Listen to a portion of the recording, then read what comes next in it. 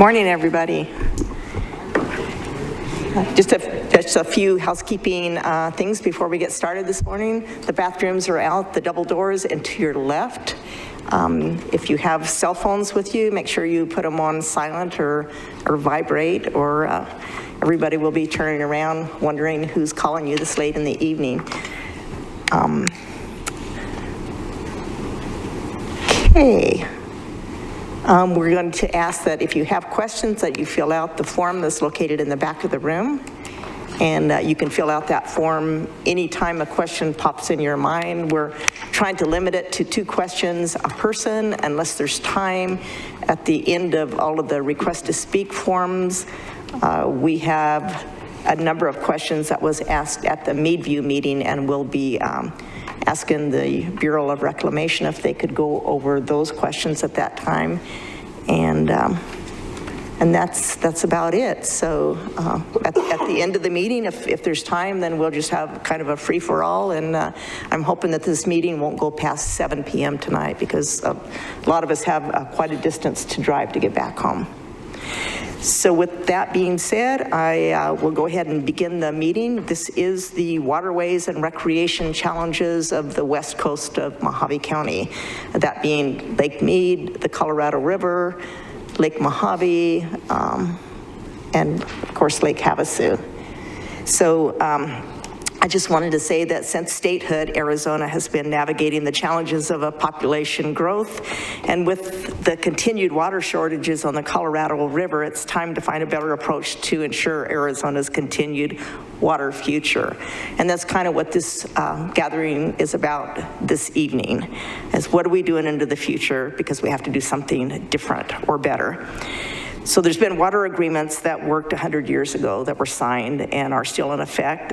But like I said, they didn't account for the increase in population, and they certainly didn't have any idea that we were going to be going into a climate change or a 23-year drought, you know, depending on what you believe. But currently the Bureau of Reclamation, represented here, we refer to as the BOR, is holding back water in Lake Powell to maintain the Glen Canyon Dam's ability to produce hydropower for millions of homes and businesses in the region. So Lake Powell currently holds less than 1/4 of its full capacity, and the dam produces electricity for about 5 million households in 7 states. So this is huge. This is not just Arizona and not just Mohave County. I think everybody here tonight understands that there's less water flowing through the river than is consumed by cities and farms throughout the region. And the water levels in the river, 2 primary storage reservoirs, Lake Mead and Lake Powell, have dropped substantially over the last 2 decades. Very noticeable now in Lake Mead, and of course in Lake Powell. So releases from Flaming Gorge, as well as the Blue Mesa Reservoir in Colorado and the Navajo Reservoir in New Mexico, has released more water last year to shore up Lake Powell, to kind of keep the water to continue to flow through the turbines at Glen Canyon Dam. So in order to keep hydropower generating capacity working at the same time, they're trying to keep enough water in Lake Mead for our critical hydroelectric production. So, you know, there's been months of talks between the upper basin states, which is Colorado, New Mexico, Utah, and Wyoming, and the lower basin states, which is us, and California, Nevada, and believe it or not, Mexico. So keeping more water in Lake Powell has decreased the amount of water flowing downstream into Lake Mead, and nowhere in this crisis is it more evident than the shrinking level of Lake Mead. And I see a lot of my Meadview friends and neighbors in the audience here today, and I thank you for traveling so far to hear the rest of the presentation from the BOR. The information that you're going to hear tonight will focus primarily on water levels on the Colorado River, our lakes and reservoirs, along with the impact those levels and policies have on recreation. There's going to be a question and answer session at the end of both presentations, so we'll hear both presentations before we start asking questions. So please jot down what your questions are for your own memory, and then we'll take those questions at the end of the two presentations. And there are forms in the back of the room to fill out. I don't need your address, but it'd be nice to have your name and the city or the community that you reside in. So I want to thank our elected officials that are in the audience that made their way here tonight. Do we have any elected officials? If so, could you stand up and be recognized? Well, I'll stand up.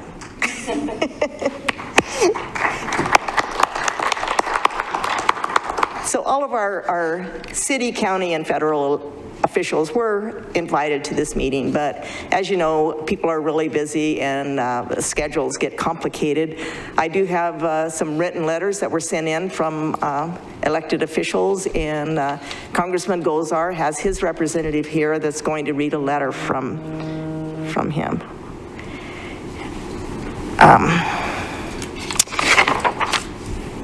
Okay, I'm going to ask the Mohave County Clerk of the Board if she will read the communications from our elected officials into the record.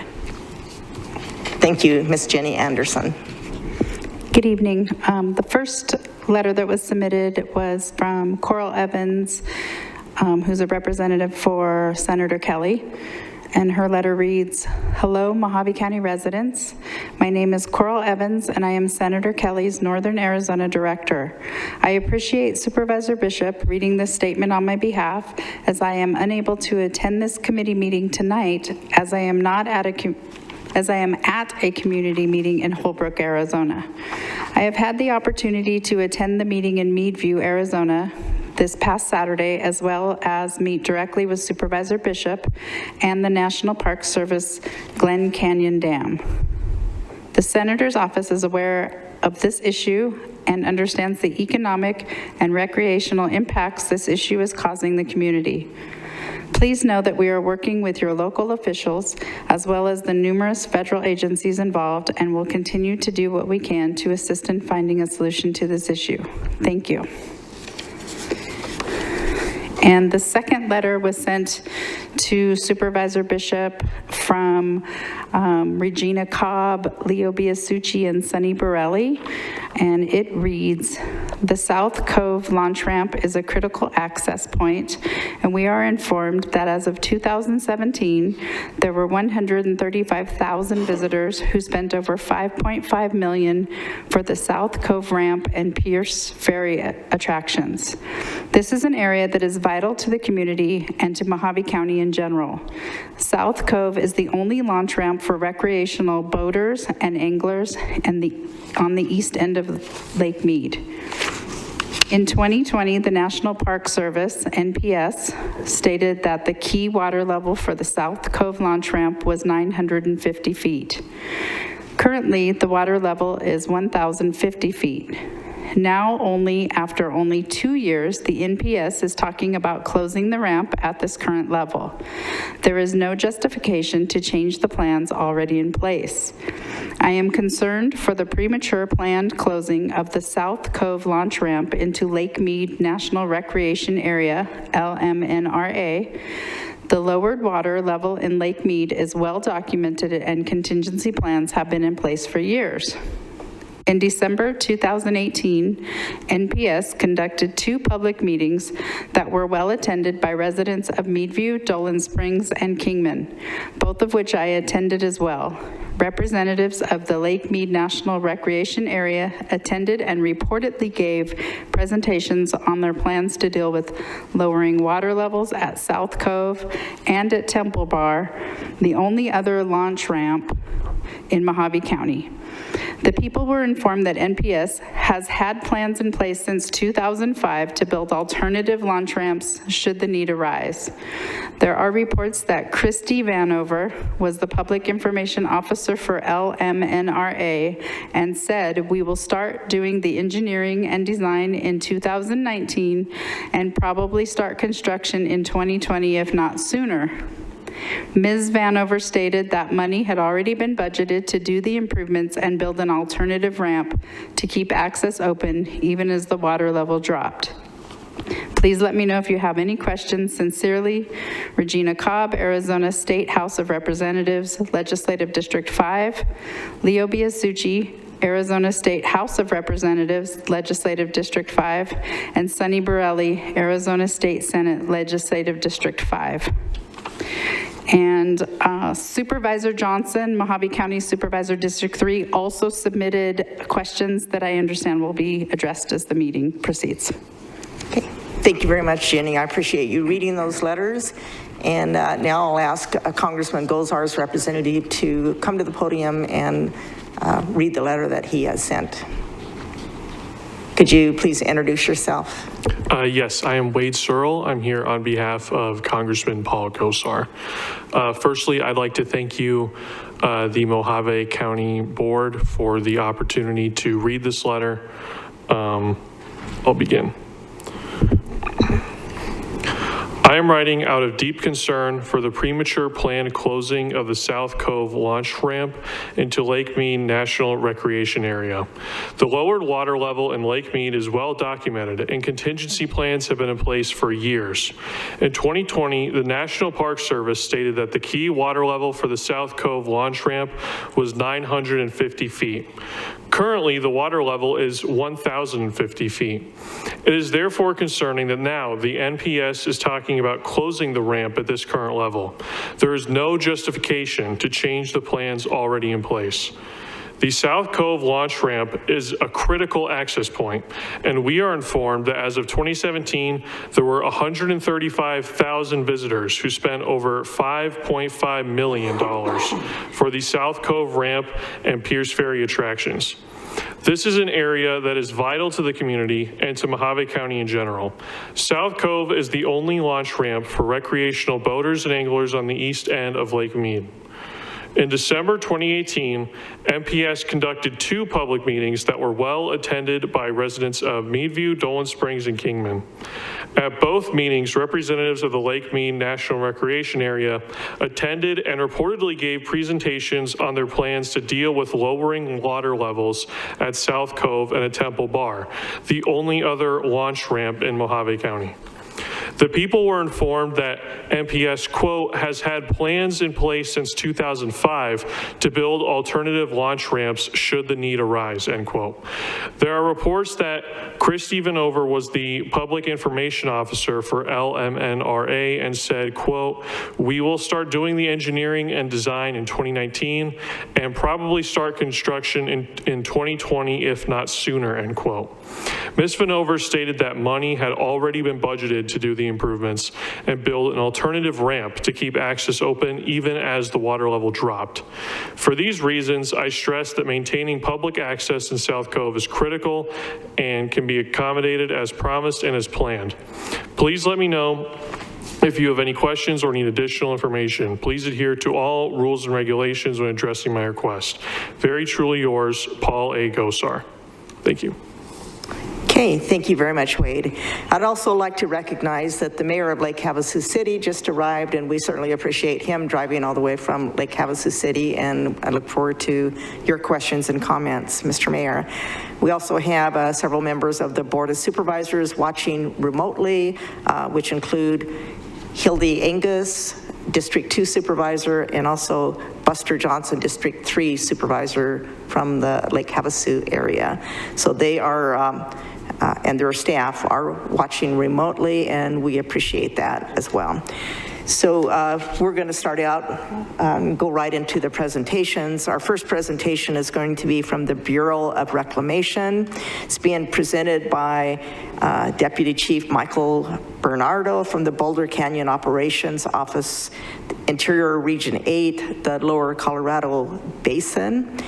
And I'm not sure who's going to present, but I'll let you introduce your fellow BOR members. Should I go up to the podium or talk here? If you could go up to the podium. So Mr. Bernardo and his staff are going to give a basic overview of the basin, I believe, the system conditions and the current hydrology and the current drought response actions to the lower basin, not necessarily the other basin, but the lower basin, which includes Arizona. The BOR, just so you know, is responsible for the release of water and generation of hydropower from Hoover Dam, Davis, and Parker dams.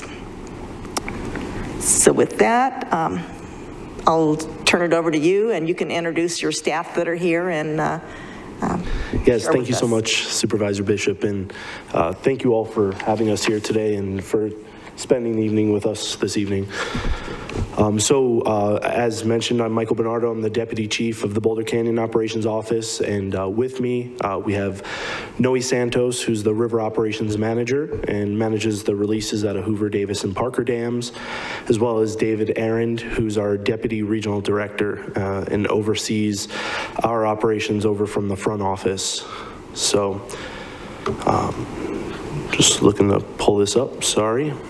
So thank you for coming. I know it's quite a distance for you to travel, and we do appreciate it. We have many, many questions.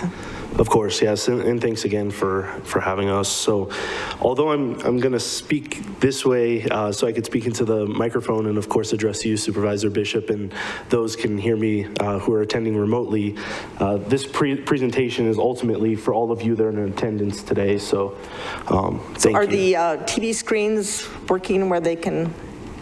Yep. Okay, good. So some of the topics I'm going to address today are some of the background on reclamation and Colorado River operations, the hydrology update and system projections, provide a summary, and then allow time for a question and discussion session. I'll do the first half of this presentation, and then I will pass it over to Noe Santos, who will close it out with a lot of the midterm projections and our models that are our hydrologic estimates of what's going to happen into the future. So the Bureau of Reclamation is a U.S. Department of the Interior agency established in 1902 in the 17 western states. We're the largest water wholesaler in the U.S., providing water in the Colorado River Basin, specifically to over 40 million people. We provide water to irrigate 10 million acres of farmland, producing 60% of the nation's vegetables. And we're the second largest producer of hydroelectric power, with 58 power plants producing over 40 billion kilowatt hours of electricity each year. Reclamation's entire portfolio has over 600 dams and reservoirs. And in the lower Colorado Basin region, which we're a part of, we include Hoover, Davis, and Parker dams as our most notable facilities, which impound Lake Mead, Lake Mohave, and Lake Havasu. So for the Colorado River Basin, as shown here on the map, and I wonder if there's a laser pointer, sorry. So the Colorado River Basin total allocation is 16.5 million acre feet per year. That's 7.5 million acre feet to each the upper basin and the lower basin, and 1.5 million acre feet to Mexico. There's 16 million acre feet of average natural inflow or natural flow from the historical record, that's 1906 to 2019. And there's 14.8 million acre feet in the upper basin and 1.3 million acre feet in the lower basin. So 90% of the water that we have in Lake Mead and we get in the lower basin originates as snowmelt from the Rocky Mountains in the Colorado and Wyoming area, in the upper basin specifically. Inflows are typically highly variable from year to year. So historically, in the historical record, the Colorado River would flood and it would have dry years, and it would have very wet years and it would have very dry years. Unfortunately, the last 23 years, we've only had 5 years, non-consecutively I may add, only 5 years of above average inflow in the last 23 years, and that's caused this deficit that we've been in.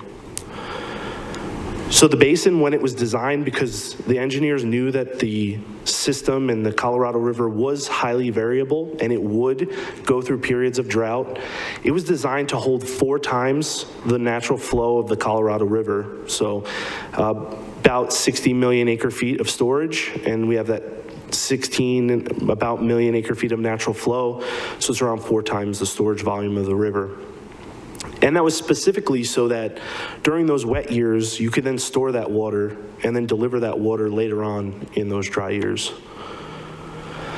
Unfortunately, as mentioned, we're going on our 23rd year of historic drought, but fortunately for us, in 1999, just as the drought was beginning, Lake Powell and Lake Mead were at 95% of their capacity. So although it's been very dry,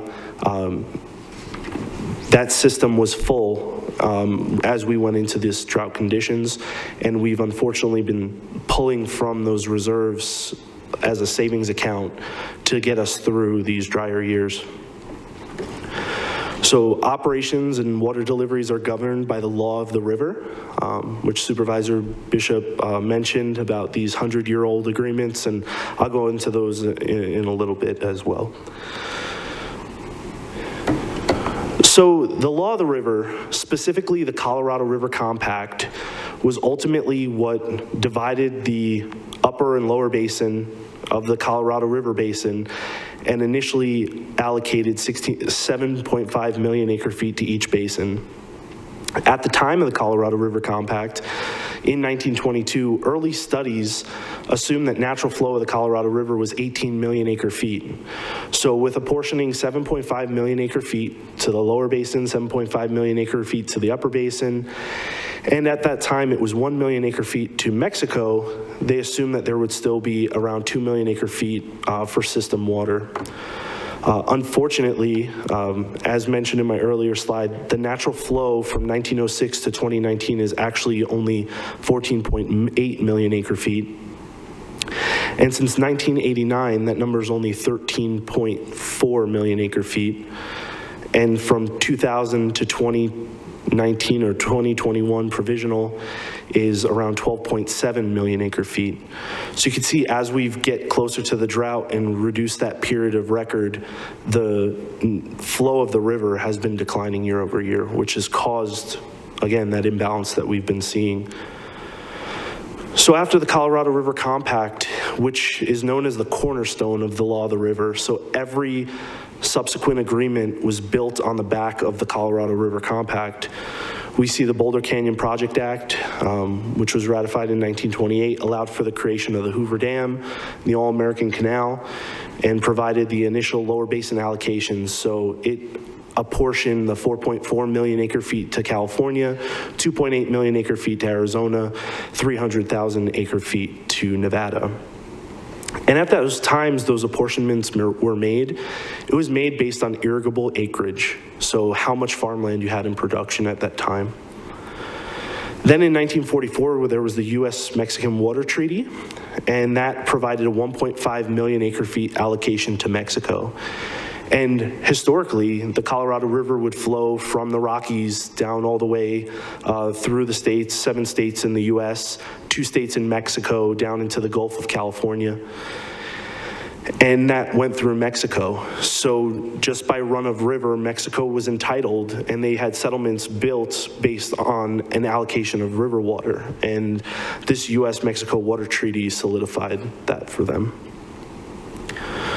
Then the Colorado River Storage Project Act of 1956 allowed for the creation of the upper basin reservoirs, what we know as the Colorado River Storage Project, or CRISP reservoirs, specifically Glen Canyon Dam and the Aspinall Project. And then in 1964 and following, there was a Supreme Court consolidated decree, and that set Arizona as junior priority and confirmed the lower basin state allocations. In 1968, there was the Colorado River Basin Storage Act, and that allowed for the creation of the Central Arizona Project and set the Central Arizona Project rights as the most junior during a shortage. So all of these laws and agreements and decrees build upon one another to create an incremental change over the years to address the situations that we find ourselves in. So lower basin annual water delivery, to meet normal downstream demands, as I mentioned, California in the lower basin has the largest apportionment, 4.4 million acre feet. Arizona at 2.8 million acre feet, Nevada at 300,000 acre feet, and Mexico at 1.5 million acre feet. So deliveries can be larger or smaller under surplus or shortage conditions. Currently, we're in a level 1 shortage condition with DCP contributions. So Arizona, Nevada, and Mexico's deliveries are reduced this year.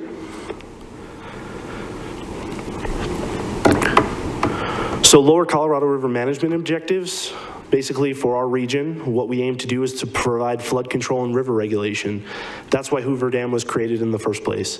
The Hoover Dam was created to tame the mighty Colorado River and to ensure that water could be released and delivered reliably and sustainably downstream for farming, agriculture, and settlements. Then we aim to meet U.S. water orders. So that's the water orders in the United States, and meet water delivery and salinity requirements under the U.S.-Mexico Water Treaty of 1944. Generating hydropower is an ancillary benefit of delivering water. So we have to deliver the water downstream, and we dam it up with these large, beautiful structures so that we can tame the water as we pass it through. But as we pass it through, instead of just opening a gate, we pass it through a hydroelectric turbine, and we can generate hydropower. And that supports the needs of over 1 million people here in the Southwest. But in doing so, and putting these dams in the river, you also have a impact to native species and indigenous species like the razorback sucker and other fish. So what we do is we also have a Lower Colorado River multi-species conservation program, which is a public-private cost share with the Bureau of Reclamation, other federal agencies, and a lot of the districts in the different states, to ensure riparian habitat restoration and endangered species hatcheries and fish programs. And then, of course, having these great reservoirs, we want to support recreational opportunities. We want people to get outdoors and enjoy these facilities. So a unique role about specifically the Lower Colorado Basin region and the last 688 miles of the Colorado River is the Secretary of the Interior is the water master. So that's a role similar to many state engineers. And what that means is through the Boulder Canyon Operations Office, so the office that I'm a part of and Noe's a part of, we try to implement the water master role for the secretary. So that includes developing annual operating plans for Colorado River reservoirs, scheduling the water releases from Hoover, Davis, and Parker dams, administer water entitlements, approve U.S. water orders, and account for 100% of water use in the lower basin. And we recently, on May 13th, just released the 2021 water accounting report, and you can go to our website and you can see an accounting of where every drop of water went for the entire year of 2021. And you can go back in history all the way to the late 60s if you want to see that. But it's just part of this water master role that we have on behalf of the Secretary of the Interior to ensure that we're developing these operating plans, as well as we're accounting for all of this use and we're approving all of these water deliveries. So as I mentioned earlier, in 1999, this blue, let me just explain the graph real quick, excuse me. So these blue vertical bars with the orange writing is the Lake Powell and Lake Mead storage in percent of capacity. So as you can see on the left-hand side in 1999, Lake Powell and Lake Mead were 95% full. As you can see here all the way on the right-hand side in 2022, Lake Powell and Lake Mead's combined capacity is just 26%. Underneath that, this blue line graph with additional percentages in white, that shows the unregulated inflow going into Lake Powell. And again, Lake Powell accounts for 90% of the water going into the lower basin. So the inflow going into Lake Powell gets released from Glen Canyon Dam and comes into Lake Mead through the 2007 interim guidelines, which we'll go through, but through a coordinated operation essentially. So as you can see in 1995, we were at 95% full. Then came the 5 driest consecutive years ever on record. And from 2000 to 2004, we dropped to just 46% of capacity. So we lost about 50% of reservoir capacities in those 5 years. Within that is 2002, which is the driest year of unregulated inflow ever on record. Jumping ahead just really quickly to 2021, at 32%, we saw the second driest year of unregulated inflow ever on record. So as we go through this, since 2000 to 2004, we hit this very dry period. Then in 2005, and water resource managers got together, started discussing ways that, what if the drought continues? What if we continue to see these very low inflows from the snowmelt? And in 2007, they put together those interim guidelines, which essentially coordinates operations for Lake Mead and Lake Powell together to try to keep them in some balanced condition, but also created an intentionally created surplus mechanism in the lower basin. So in Lake Mead, you may have heard of ICS. Essentially, that's intentionally created surplus. So prior to 2007 and prior to these 2007 interim guidelines, the adage was essentially, if you don't use it, you lose it. So there was always that concern to lose your water, so you would try to take your full entitlement.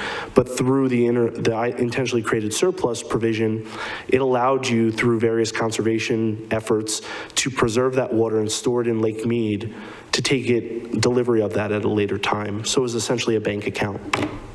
And that incentivized water being stored in Lake Mead. And from 2007 in the execution of the guidelines through 2021, through the intentionally created surplus mechanism and other conservation programs, which Noe will mention later on, we've preserved over 70 feet in Lake Mead.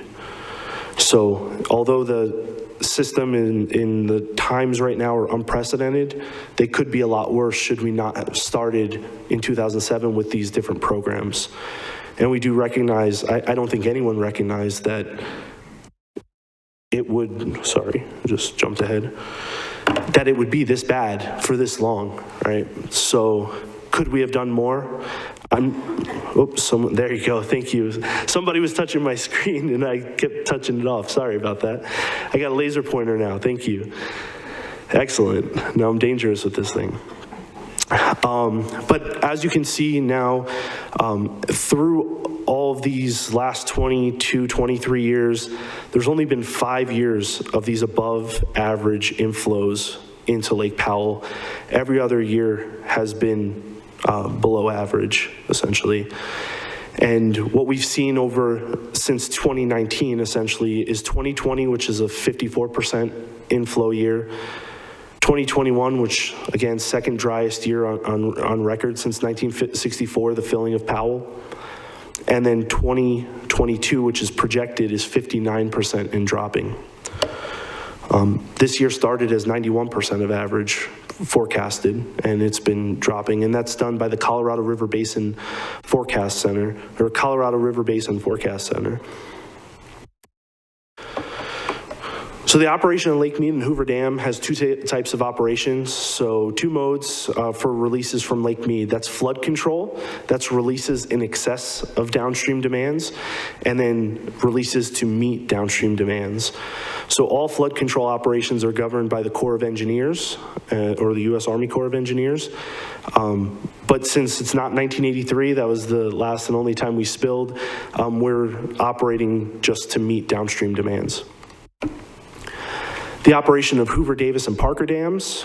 At Hoover Dam specifically, we set a monthly release target and provide that to Western Area Power Administration to market the power. Western then coordinates the equivalent energy target with their contractors, and on a real-time basis, Hoover operates as a peaking power plant. That means within 4 seconds, they can get a unit online and supply power to the grid as needed. So a bunch of folks come home and it's a hot day out, all their air conditioners are on, they start cooking dinner, turn on the TV, all of a sudden there's a big energy load. Hoover Dam could turn on up to its 17 hydroelectric generators to meet that need on that hydroelectric grid. And then Parker and Davis dams we operate those to set daily releases to meet their water orders. And then we set the hourly releases within that day. And many of you that may be from Bullhead City or Laughlin area or down in Lake Havasu City will see our release schedules, and you'll see how many units are on at what time of day. And we set those hourly releases out of our scheduling office, which Noe is the manager of. And we have a scheduler 7 days a week behind a desk that inputs those schedules to meet the peak power demands while still meeting daily water orders and meeting recreational needs. So we actually have somebody, they're not peaking plants, so they can't meet the grid immediately, the grid demands immediately, but we do have somebody working with our power customers and with recreational needs and any special operations that are going on to ensure that we set up those releases in the best interest of all the parties in the system. And then Lake Mohave and Lake Havasu have a monthly target elevations based on flood control, water for downstream use, environmental constraints. As I mentioned, there's an endangered razorback sucker program in Lake Mohave, and then public safety and navigation considerations. And water needed to meet the Lake Mohave and Lake Havasu elevations, which are kept nearly constant throughout the entire year, is released from Lake Mead to keep their elevations constant. So I have two more slides before I'll pass it over to Noe to go through the more technical data and the more detailed data about projections and where you could see and actions that have been taken for drought. But this slide shows the Lake Mohave monthly elevation guide curve and what our operations office aims to do and what levels we try to keep Lake Mohave at depending on what time of year it is. So as you can see, in April, we hit high peak water demand, and that pretty much stays until August. So we'll keep our reservoirs higher up. However, in June, July, we see monsoon season, so we'll draw them down just a little bit to capture any storm water that happens, so we don't have to, if we do get a big storm, our reservoirs don't get too high, and then we have to cut back our releases. That could change operations some. And then we do draw down the reservoir in Lake Mohave every October because we have backwater ponds which are full of razorback suckerfish, and we harvest them. We squeeze the fry out of them, so the babies, we harvest their eggs for the hatchery, and then they're big enough at that point where we can then release them into the wild, and they have a much better chance of survival because they've gotten so big. And then we bring that reservoir elevation back up. And then in Lake Havasu, similar, but Lake Havasu has a much smaller band of operation, probably a little less than 5 feet that we'd like to operate it in.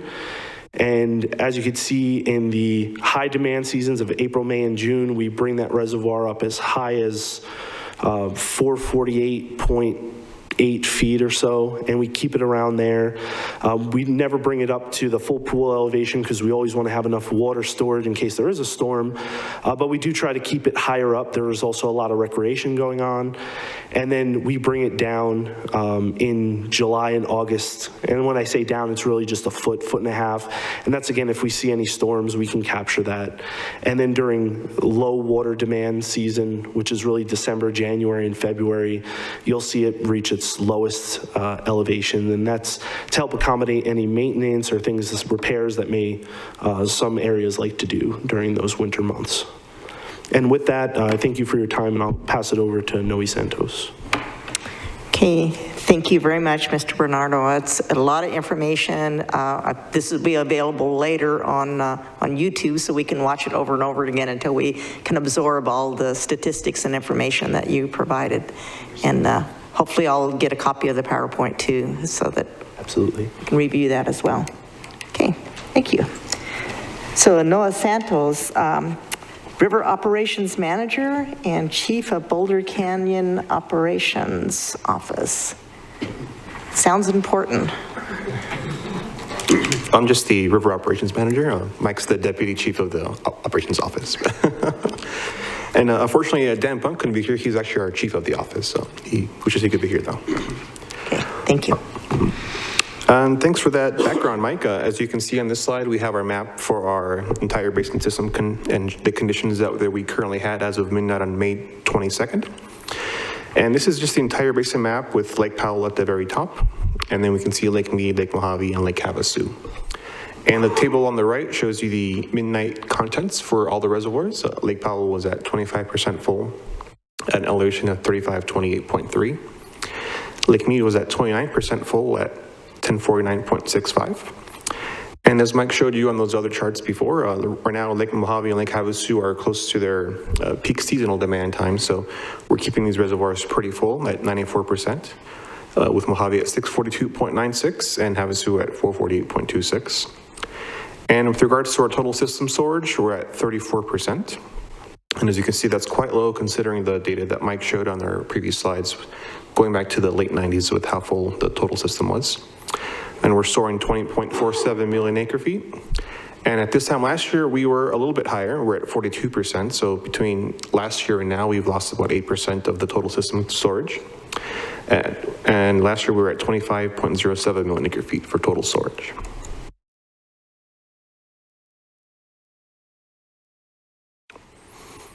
Now this chart here shows you our water year snowpack and precipitation. And I think most of us here are pretty aware of what a calendar year is from January through December. And for our operations, we operate on a water year period, which is the period from October through September. So typically October, November, December are base flow months in the basin where we don't have any kind of snowpack, but we might have some kind of rain precipitation and just regular flows in the river. And that begins the water year. And then that is then followed by the snowpack accumulation months of December, January, and all the way up until March and April. And this thick black line here shows you the median. So that's the 50th percentile, or the middle pack of all of the data that's used to create that line. And that's based off of the historical record of 1991 through 2020. And this red line shows you the data from last year for water year 2021. And this bluish line here shows you the data for this current year, or water year 2022. And this year we peaked at 90% of the peak median. So the peak median being this point here, and we peaked all the way down here at 90% of that total value on March 24th, which is about a week to 2 weeks early. So we've been seeing some early warming in the basin, which results in the snowpack peaking early and running off a little bit sooner. And as you can see, the melt-off for the current year has been closely matched the melt-off from the previous year. So we're pretty quickly coming down with the snowpack in the upper basin. And overall, the water year precipitation to date is at 92% of average. So we actually had some pretty decent snowpack. As you can see here with our accumulation, we had some pretty good events in late December, early January.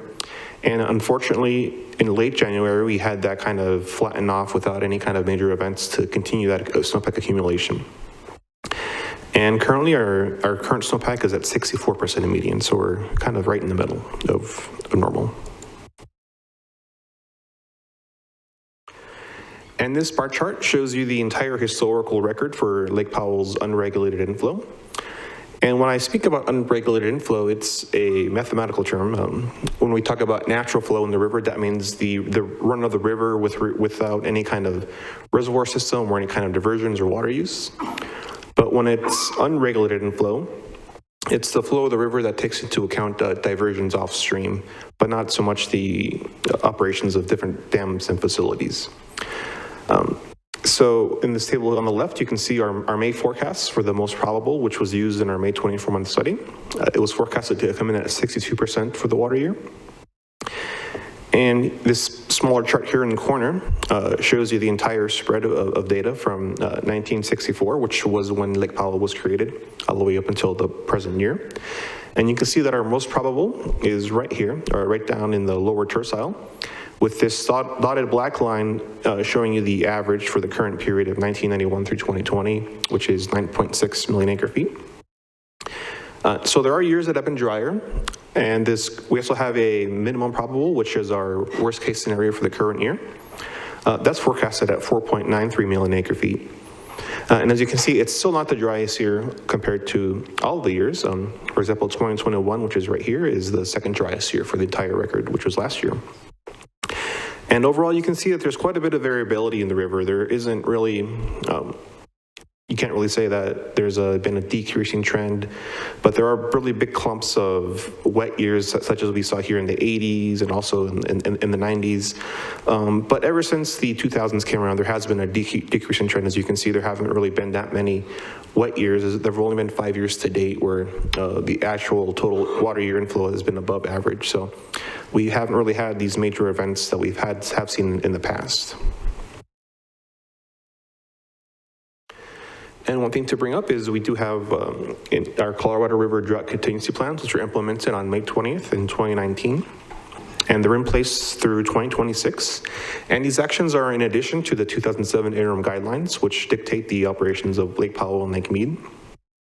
And the goal of these plans was to reduce the risk of Lake Mead and Lake Powell falling to critically low elevations. And that elevation was dictated to be 1020 at Lake Mead. And also the elevations of 3490, which is the minimum power pool at Lake Powell, and also 3525, which is the low elevation balancing tier at Lake Powell. So the key plans for these contingency plans was to provide for the drought response operations and demand management in the upper basin. So this allowed for additional flexibility in how they operate their reservoirs and allows for special operations to support elevations in Lake Powell. It also requires in the lower basin for additional water savings and contributions. I'll be going over that in a little bit later. It also allows for some additional flexibility in how we store water and how states might recover some of their stored water in order to incentivize additional conservation. And it also triggers Mexico's water scarcity contingency plan. You might see that abbreviated in the next couple of slides as the WSCP. And that's similar to the drought contingency plan that was put in place by Mexico through Minute 323. And that also allows for Mexico to contribute additional water to preserve Lake Mead's elevation. And in recent news, you may have heard about Lake Powell and recent actions that have been taking place. This year, we had a planned release from Lake Powell of 748 million acre feet.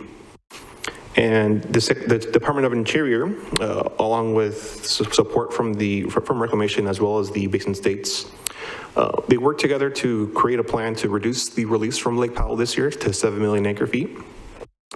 And this plan was also done in conjunction with the Drought Response Operations Plan to release additional water from Flaming Gorge in the upper basin. And with these two actions combined, there's going to be approximately 1 million additional acre feet of storage in Lake Powell by April 2023. And this action was done with the support of the lower basin as well. It was agreed that the reduction of the 480,000 acre feet would not impact the future operating tier determinations for the lower basin.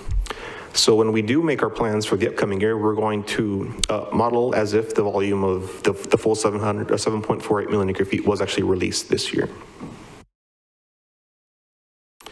And this is our rainbow chart, as we call it, which shows you all the different conservation volumes that are mandated by the 2007 interim guidelines, as well as the drought contingency plan contributions. And the 2007 interim guidelines, as well as the Minute 323 shortage reductions for Mexico, are shown on this far left side. And as you can see, this year we're in the, last year in August, we projected Lake Mead to be below 1075 feet and above 1050 feet. So that in effect allowed for Arizona to have to conserve or take a reduced delivery of 320,000 acre feet of water this year. And Nevada's water use would be decreased by 13,000 acre feet. And Mexico had a reduced use also of 50,000 acre feet. And then the drought contingency plans, which are in place and support the 2007 interim guidelines and call for additional conservation. Arizona is contributing 192,000 acre feet, Nevada 8,000 acre feet, and then Mexico with their binational water scarcity contingency plan savings is contributing an additional 30,000 acre feet. So that brings this year's total reductions of use and contributions to DCP to 613,000 acre feet of water. And also this year, in addition to the lower basin drought contingency plan, we also have this 500 plus plan memorandum of understanding, or MOU. And what this plan is, it's targeting an additional 1 million acre feet of storage through 2023. And this additional storage is compared to the assumptions that we had back in our June 2021 24-month study. So these are additional conservation that's been put in place since last June. And this additional conservation could include the creation of system conservation water, intentionally created surplus, as Mike mentioned a little bit earlier. So you can create more ICS, or also you can decrease any kind of ICS deliveries that you might have had in place. And this is a very cooperative plan with all the lower basin states in participation. And to date, we have about 350,000 acre feet of additional water that has been generated through this agreement. So we're pretty close to getting to that 500,000 acre feet this year, and we're still working on plans to get to the 500,000 this year. And we're already have some water that's already been planned for 2023 as well. And we'll be working very hard to get up to those 1 million acre feet by next year. And this chart here shows you our Lake Mead end of month elevation projections. That's based off of our April and May 24-month study. And when we say 24-month study, this is based on a Reservoir model that takes into account all the upper basin reservoirs and lower basin reservoirs, as well as all of the diversions and use upstream and down in the upper basin and in the lower basin. And this black line on the left shows you all of the historical elevation data for Lake Mead. And also we have a lot of different lines here, but some of these lines, such as here at 1075, is the first shortage tier condition. And then we also have a line at 1050 and 1025. And then we have these other dotted lines here as well. The blue line at the very top is our maximum probable scenario, which was based on the April study. And then the green and the red lines are based on the May study, with the green line being the most probable, meaning that's using a forecast with the 50th percent exceedance. So that's the kind of our scenario that we think is most likely to happen based on the current forecasts and current water use. And then the minimum scenario, which is the red line, is based on dry climatology, both in the upper basin as well as in the reach between Glen Canyon Dam and Lake Mead, where we're assuming to have additional dry tributary inflows, which decrease the amount of water entering Lake Mead. And also in future years for the minimum probable, we're also modeling additional water use. So some states may take additional water because of the dry conditions require them to take and divert additional water to meet their own demands. And under these different scenarios, the most probable at the end of this year shows a physical elevation projection of 1039.92. And this takes into effect the 480,000 acre feet of water that was withheld from Lake Powell this year. So that's our physical elevation projection for the most probable. And the minimum elevation is shown on the red line, shows that we could be as low as 1038.16 feet at Lake Mead. And this is, of course, assuming that the months between April through December are in that minimum inflow range, but we could also see a scenario where our historical inflows into Lake Mead are much below that minimum probable. So there's a 10% chance that inflows into Lake Mead could still be drier than our dry scenario in this case. So there's always a possibility that we could be lower than that 1030 at the end of this year. And this year, with that 408,000 acre feet that I mentioned earlier, in order to make our operational decisions, the elevation that we would make that decision is closer to elevation 1046, which is still below the level 1 shortage condition of 1050, but it's above the elevation 1045, which is when California would start to also contribute additional water to the drought contingency plan. And looking forward to end of calendar year 2023, that most probable projection shows an elevation of 1028.5. And the minimum probable shows an elevation of 1,009.19 feet.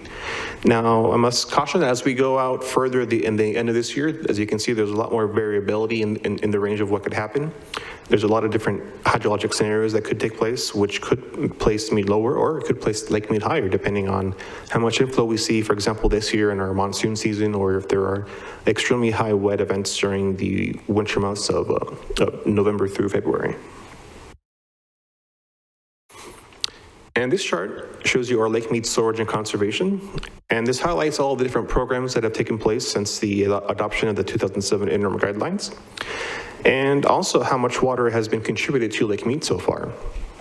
So as you can see along here, the different points with different plans being adopted, such as the 2007 interim guidelines, various minutes to the International Boundary Water Commission, treaty with that contains the treaty with Mexico between the United States and Mexico, as well as our other actions that Reclamation has taken, such as our pilot system conservation program and that Lower Basin Drought MOU, which happened in 2015, which also created an additional 2 million acre feet of water that's stored in Lake Mead because of that program.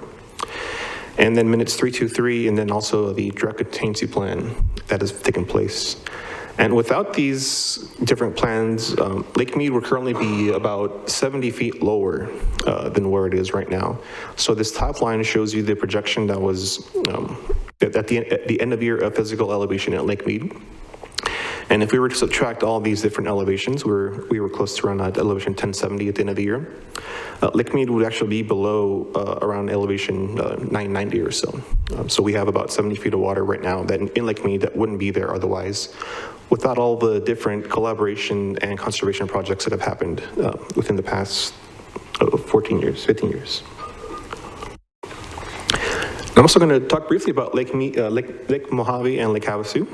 As Mike mentioned, at Hoover Dam, the operations are very guided by the downstream water demands. And also the daily and hourly operations at Hoover Dam are guided by the peaking power as well as other regional grid energy demands.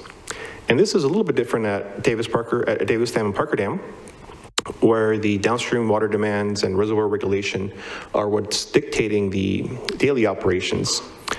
And on the hourly level, we're looking at regional energy demands. We have turbine maintenance schedules, seasonal demands, and also special requests that guide our hour-to-hour operations at those facilities. And as Mike mentioned earlier also, we have a very tight operation range at both facilities. At Lake Mohave, we're operating usually between 647 and 633. And at Lake Havasu, it's an even tighter operation band with between 445 and up to 449.5. And this chart shows you our releases through Davis Dam and Parker Dam since the year 2000. And as you can see, in the early 2000s, this was before the 2007 interim guidelines, our releases out of both facilities were quite a bit high. At Davis, we were about 10.5 million acre feet per year. And at Lake Havasu, we were almost a little bit above 7.5 million acre feet per year. And you can see a drastic decrease in the early 2000s as we saw drought conditions take place, as well as the California Quantified Settlement Agreement also take effect, which actually made California use no more than their 4.4 million acre feet of water per year. And since then, you can see even since 2007, there's been a slight downwards decline in releases out of Lake Havasu. And it's also a little bit more apparent out of Lake Mohave. So between 2000 and 2007, this is pre-guidelines. Davis Dam released 9.4 almost million acre feet, and Parker Dam about 6.9. And after the adoption of the interim guidelines, Davis Dam releases about 8.9 million acre feet per year and 6.4 out of Parker Dam. And our current releases this year are projected to be at about 8.6 for Davis Dam, and at Parker Dam about 6.4 million acre feet. And one thing to note is that the shortages that are taken by Arizona and Nevada are primarily impact releases above Parker Dam, since that's where CEP takes the water out of Lake Havasu.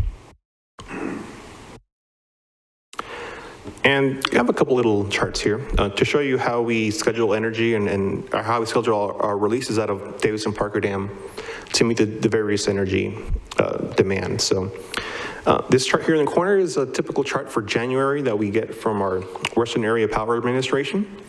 And this describes the projected load in megawatt hours on the y-axis, and you can see the hours here. So midnight, or 1 a.m. through midnight here on the x-axis. And so you can see that there is quite a bit of an early demand during the winter months to coincide with people getting up to go to work in the morning, turning things on, cooking breakfast, that sort of stuff, before they go to work. And after, in the late morning, there's very little demand for energy. and that's then followed by another increase in energy demands later in the evening. So what we're doing is we're looking at these energy curves and then matching the releases to also generate power to meet those peaks. So on our schedules for Davis and Parker, you should see our releases that are pretty high in the mid-morning and also pretty high late at night, but very few releases in the middle of the day. And then as we shift a little bit further into spring, we still have that little bit of a double peak, but it's kind of transforming a little bit. As you can see, these are all on the same y-axis, so 350 megawatt hours on as the maximum. So you see there's a lot more generation demand happening now in the afternoon or in the evening, and we still have a bit of a morning peak, so we're still trying to double peak, as we call it.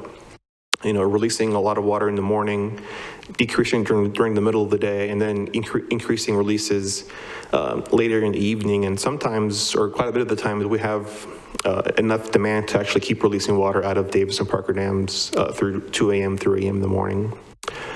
And then this is transformed quite significantly in the summer months. So here's the chart for July. As you can see in the early morning, there isn't that much of a demand, although as you can see, there's still a little bit of a baby bump here when people get up to go in the morning, work in the morning. But the majority of the demand here is definitely in the late evening. As you know, it gets extremely hot in our region.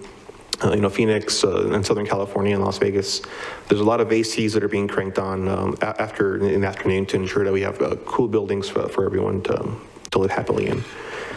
And as we then go into the fall season, that kind of shifts again, where we start to see the beginnings again of that morning peak here in the early morning to, you know, with that cooler energy, with the cooler weather, there's a little bit more demand in the morning, but overall the entire magnitude is a lot lower. As you can see, we're not anywhere near as we were in July.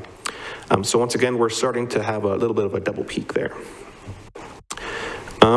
Also within our hourly schedules, we also coordinate them with a lot of different groups and agencies for special events. If, like, for example, there are any tube float events or fireworks that are happening in Laughlin or Bullhead City. Also for any kind of floating events, such as down at Lake Havasu City with their tube floating events that they have. Also with construction projects, sometimes construction projects require very low water in the mornings or during a certain current part of the day, so that they're able to access certain parts of the river or pour concrete. And sometimes they require very high flow events, such as, like in Laughlin, they have a very large boat. They have to get off the river or on the river for inspections. We have to ramp up releases out of Davis Dam during a certain part of the day to make sure they can get the boat on and off the water safely.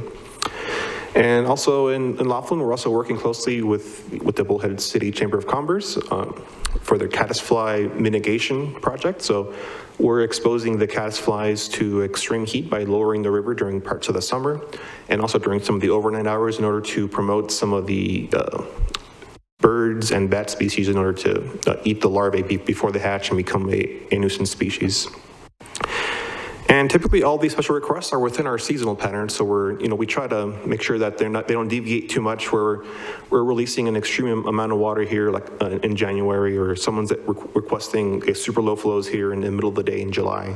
So we try and get people to be educated about when's the right season to make these kinds of requests.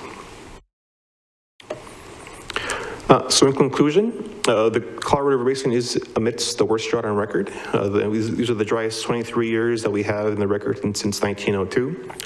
And also it's among one of the driest years also when we look at tree ring data that goes back to the 1100s. So it's one of the worst mega droughts that we've had. But we do have certain plans in place and certain agreements that have supported the contents of the entire Colorado River Basin.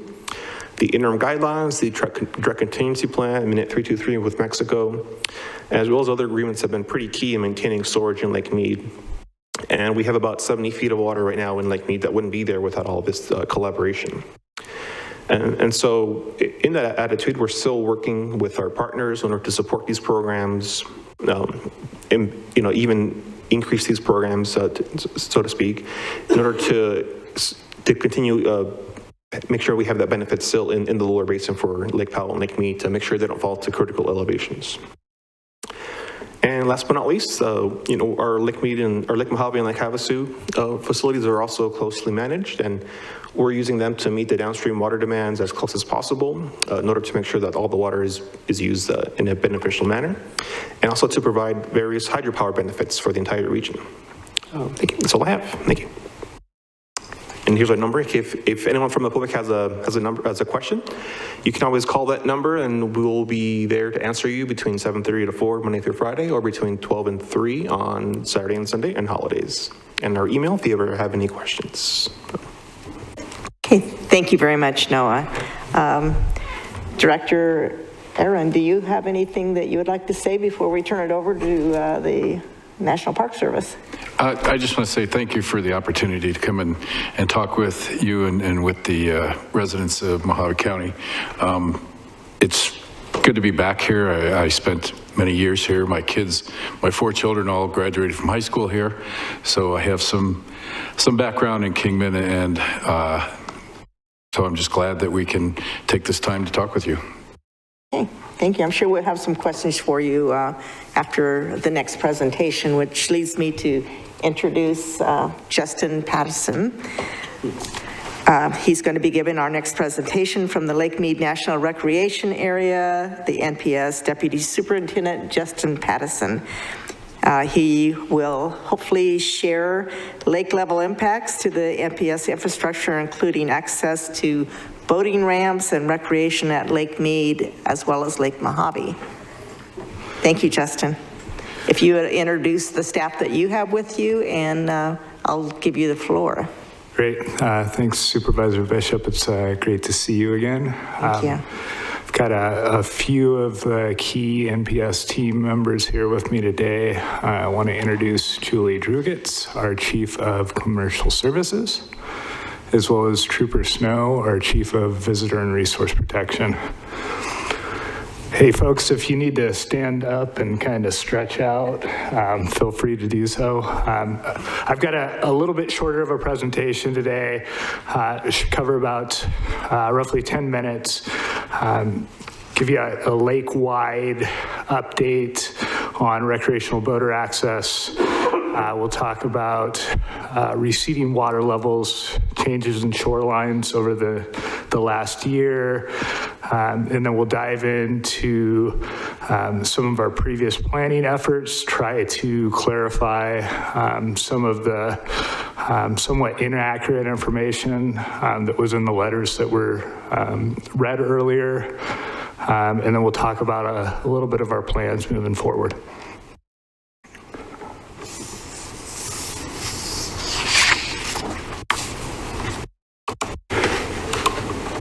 Okay, there we go.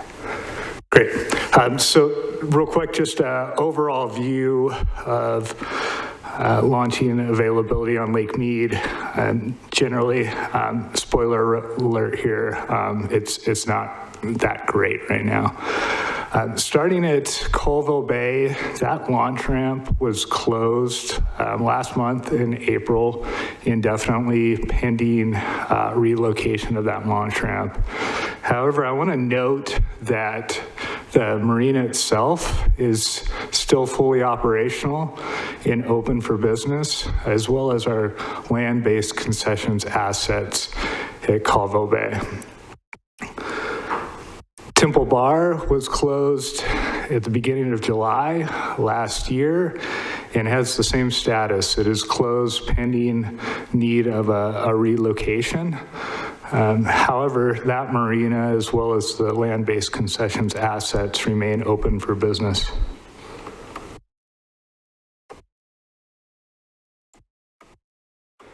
Okay, why isn't this not changing? What did you have to? Sorry, what's that? Oh, there we go. Thanks.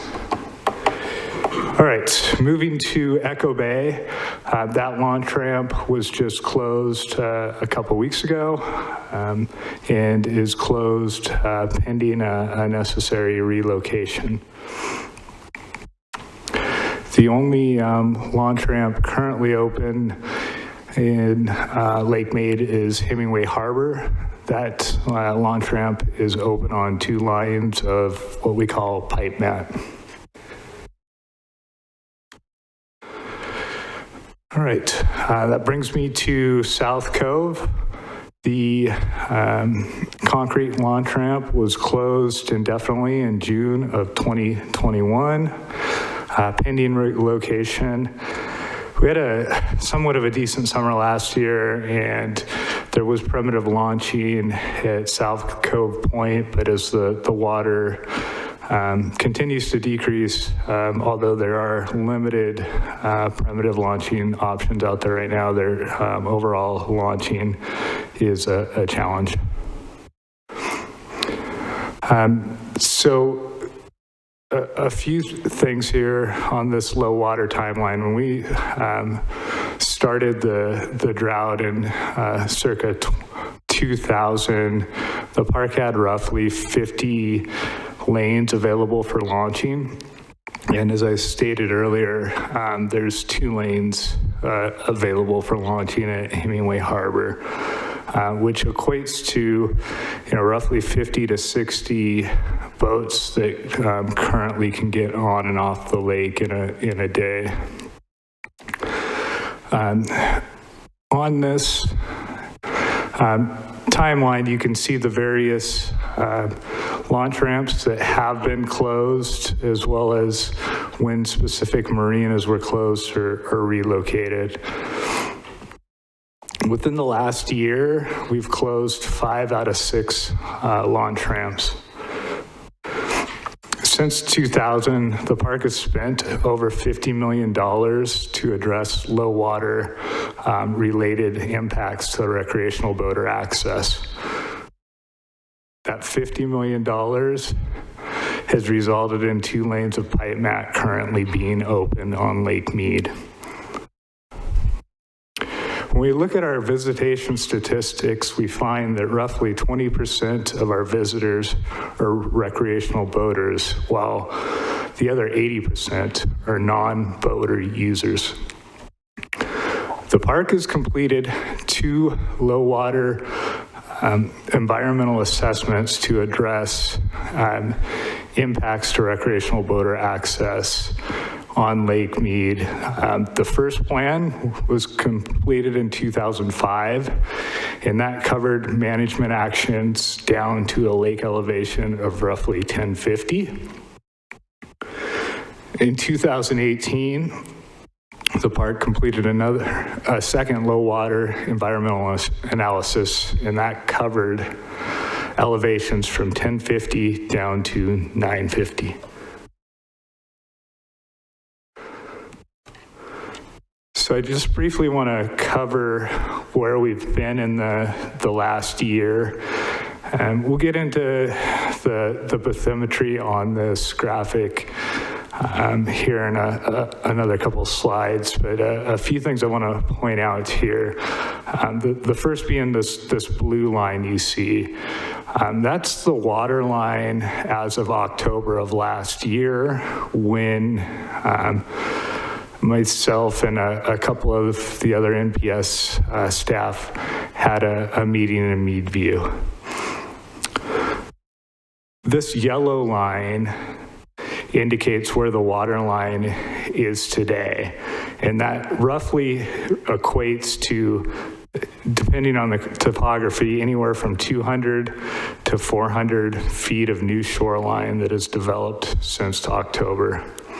If you look at Bureau of Reclamation's current most probable projections for July of next year, the shoreline will be in this blue area, which equates to, again, an additional anywhere from 300 to 400 feet of shoreline. So at some of our locations, we're seeing, shorelines within 18 months developing in the range of up to 800 feet.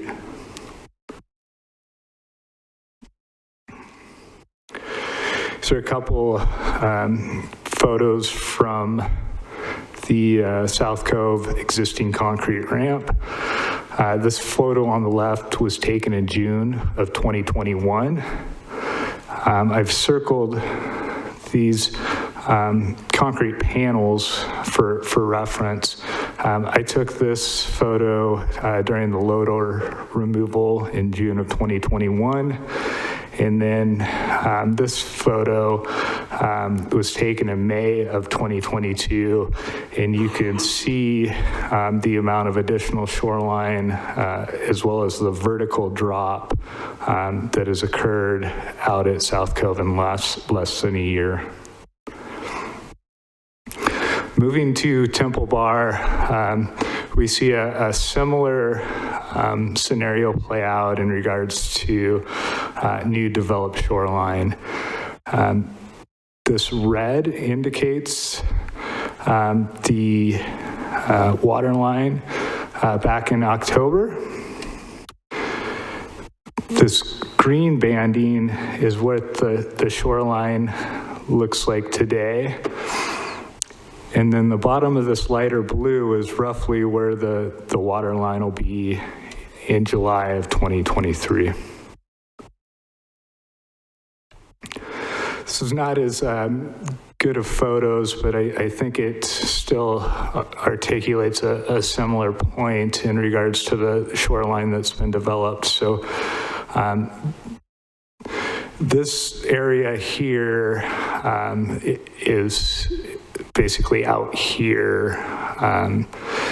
So this first photo was taken in August of 2021. These photos were taken in May in 2022. And you can see drawn by this red line is roughly where the water line is receded at Temple Bar in less than a year's time.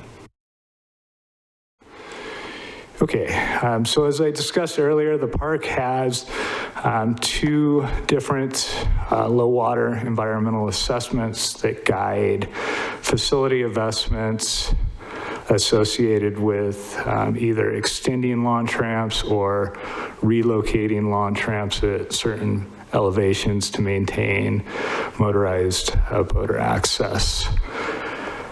I'm going to talk specifically to what those plans say at South Cove here. So the 2005 environmental assessment stated that the park would maintain access at South Cove down to a lake elevation of roughly 1050 feet. In that plan, it also stated that the existing launch ramp would need to be relocated below about 1,100 feet. Following that plan in 2015, roughly, the launch ramp that was constructed down to 1,100 feet was actually extended down to an elevation of 1070 feet in its existing location. That ended up being a cheaper option to extend it an additional 30 feet in the existing location, as well as it was more convenient for visitors because they were able to use the same launch ramp that they always used. In 2018, the park did a second plan. They released a draft environmental assessment and basically said below 1070 feet, there would be no further launch ramp development at South Cove. There was disappointment from the Meadview community as well as just the general boaters that use the South Cove area. The Park Service had a few meetings and they did clarify as the letters were read earlier, stated that we did have plans since 2005 to build an alternate launch ramp. And so that is the statement the Park Service made at those public meetings, and that is correct. We did have plans since 2005 to extend a launch ramp down to 1050. Following the public comment period, the park released their finding of no significant impact that clarified the plans for South Cove, stating that the park would install a new boat ramp down to 1050 at a new location, and below 1050, launching would be continued to be authorized at the end of a park-approved road. So contrary to what the letter stated, the Park Service has never had any plans approved to extend a launch ramp below 1050 down to 950. The current plan below 1050 is to allow for primitive launching at the end of a park-approved road. So real quick, jump into a topography overview of South Cove. Generally what we find at South Cove, and this is shown really well in this 3D image, is as we get closer to an elevation of roughly 1040, which is shown in these tight color bandings here, the slopes steepen and drop into the historic Colorado River floodplain. And we've looked at the long-term sustainability of launching at South Cove, and unfortunately from a topographic standpoint, there's really two options below 1050. One is launching on what's called South Cove Point, and the second would be looking at some sort of launching in this highlighted area here.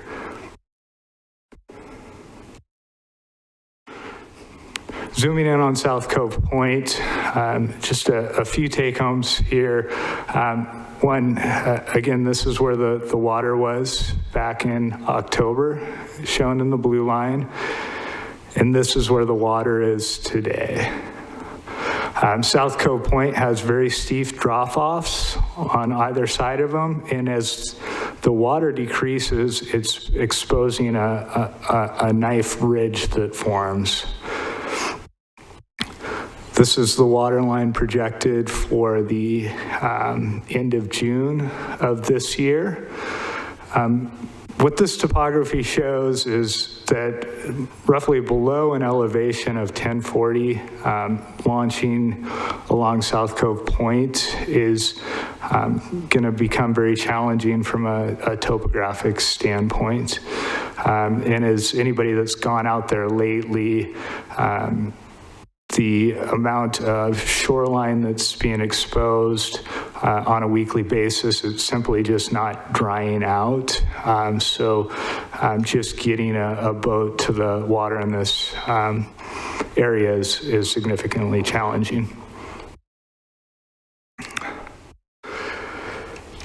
So South Cove Point, as shown on the previous slide, is right here on this map. And this is the location of the planned ramp from 1070 down to 1050 that was previously discussed in the 2005 EA. That ramp was not constructed, as folks that are familiar with the South Cove area already know. And the reason that was not constructed is had the Park Service decided to construct it based off of the projections and now the realized elevation of roughly 1050, by the time the launch ramp was constructed, it would have been out of the water and unusable.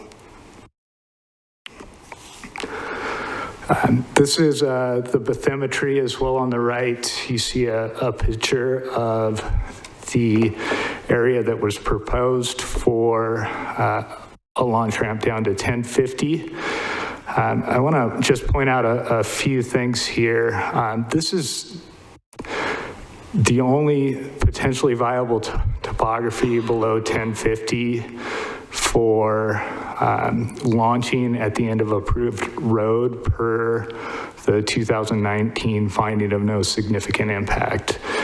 The issue is here is this is a wash, so that presents several challenges in the future to allow for primitive launching out here. A couple concerns is the average slope in this wash is only about 5.5%, which makes it challenging from launching your vessel standpoints. Additionally, there is fine-grained soils within this area, so boats, trailers getting stuck when they attempt to launch is a concern by the Park Service. And I think this photo highlights it really great right now. Our current concern in this area, and I covered this a little bit on the previous slide in regards to the point is the soils are just too wet at this point because the shorelines being exposed at such a rapid rate that it's simply just not safe for boaters or for the Park Service to put equipment in any of these areas currently. All right, moving to Temple Bar. Same thing, 2005 environmental analysis. What we said in that plan is we would continue marina operations at Temple Bar. We also stated that we would extend the launch ramp down to 1050. The 2018 environmental analysis, again, plan from 1050 down to 950. We said we would continue to maintain marina operations. However, at 1050 feet, we would need to relocate those marina operations. In regards to a launch ramp, it was a similar scenario. We would extend the launch ramp down to 1015 or 1050, consistent with our 2005 EA, and then we would relocate and extend down to 950. This picture here is actually shows the design for the launch ramp at Temple Bar that was going to be constructed down to 1050, but similar to the launch ramp at South Cove, the Park Service chose not to construct that launch ramp because it would have been unusable by the time it was constructed. This is a graphic from the 2018 EA, again showing extension of the launch ramp and its existing location down to 1050. This is also a graphic from the 2018 EA and shows the current plan below 1050. You have a road that would be constructed, utilities would be installed within that road, a new launch ramp would be constructed, and then the marina would be relocated. This is shown in this aerial photograph here. So this is essentially the relocation site here where the new low water ramp would be constructed. All right, just a few summary bullet points here.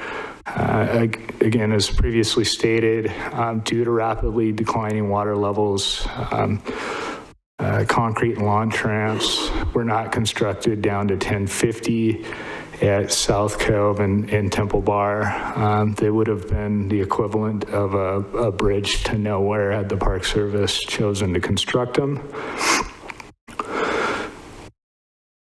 Our current approved planning documents specific to South Cove, below 1050, launching is authorized at the end of a park-approved road.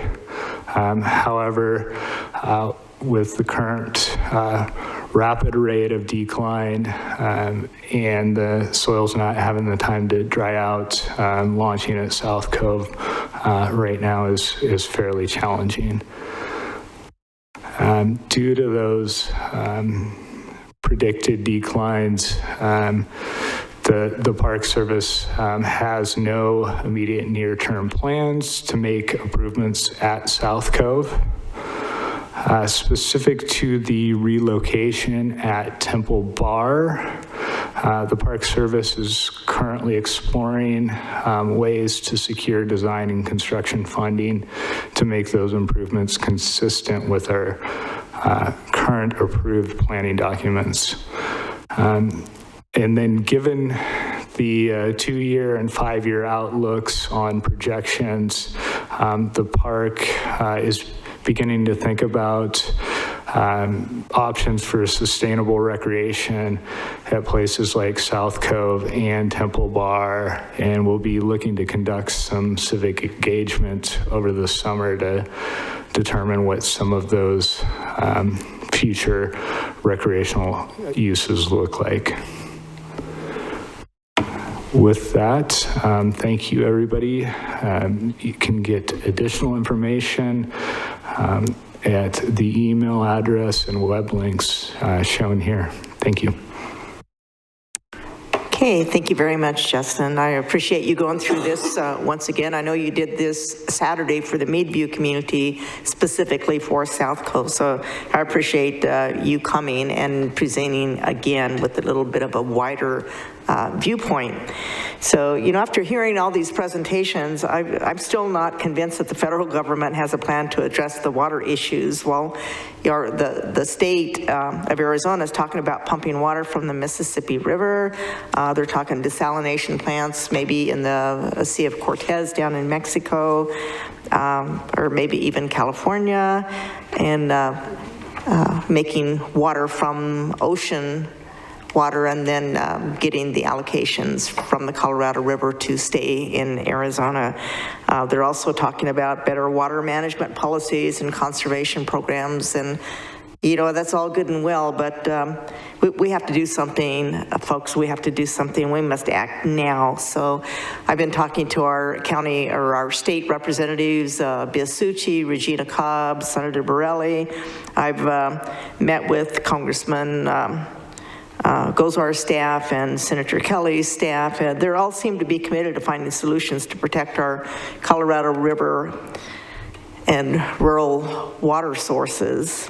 But this is a real critical time for Arizona and for all of the western region, the upper region and the lower region. Some even say it's a national emergency, but I just wanted to thank everybody here tonight for coming and commend you for attending this evening, both in person and those of you on live stream. So at this point, we're going to go right into questions, and we'll see if we can get everybody's questions answered, as well as the questions for the BOR that came from the Meadview meeting on Saturday. So I'm going to call up Bruce Barker first. He's filled out the form to speak from Meadview. And then after that, on deck would be Richard Fretz. Thank you for all coming tonight. I appreciate it. Water is near and dear to me. I spent a lot of years on Lake Powell. Now I live in Meadview, Lake Mead.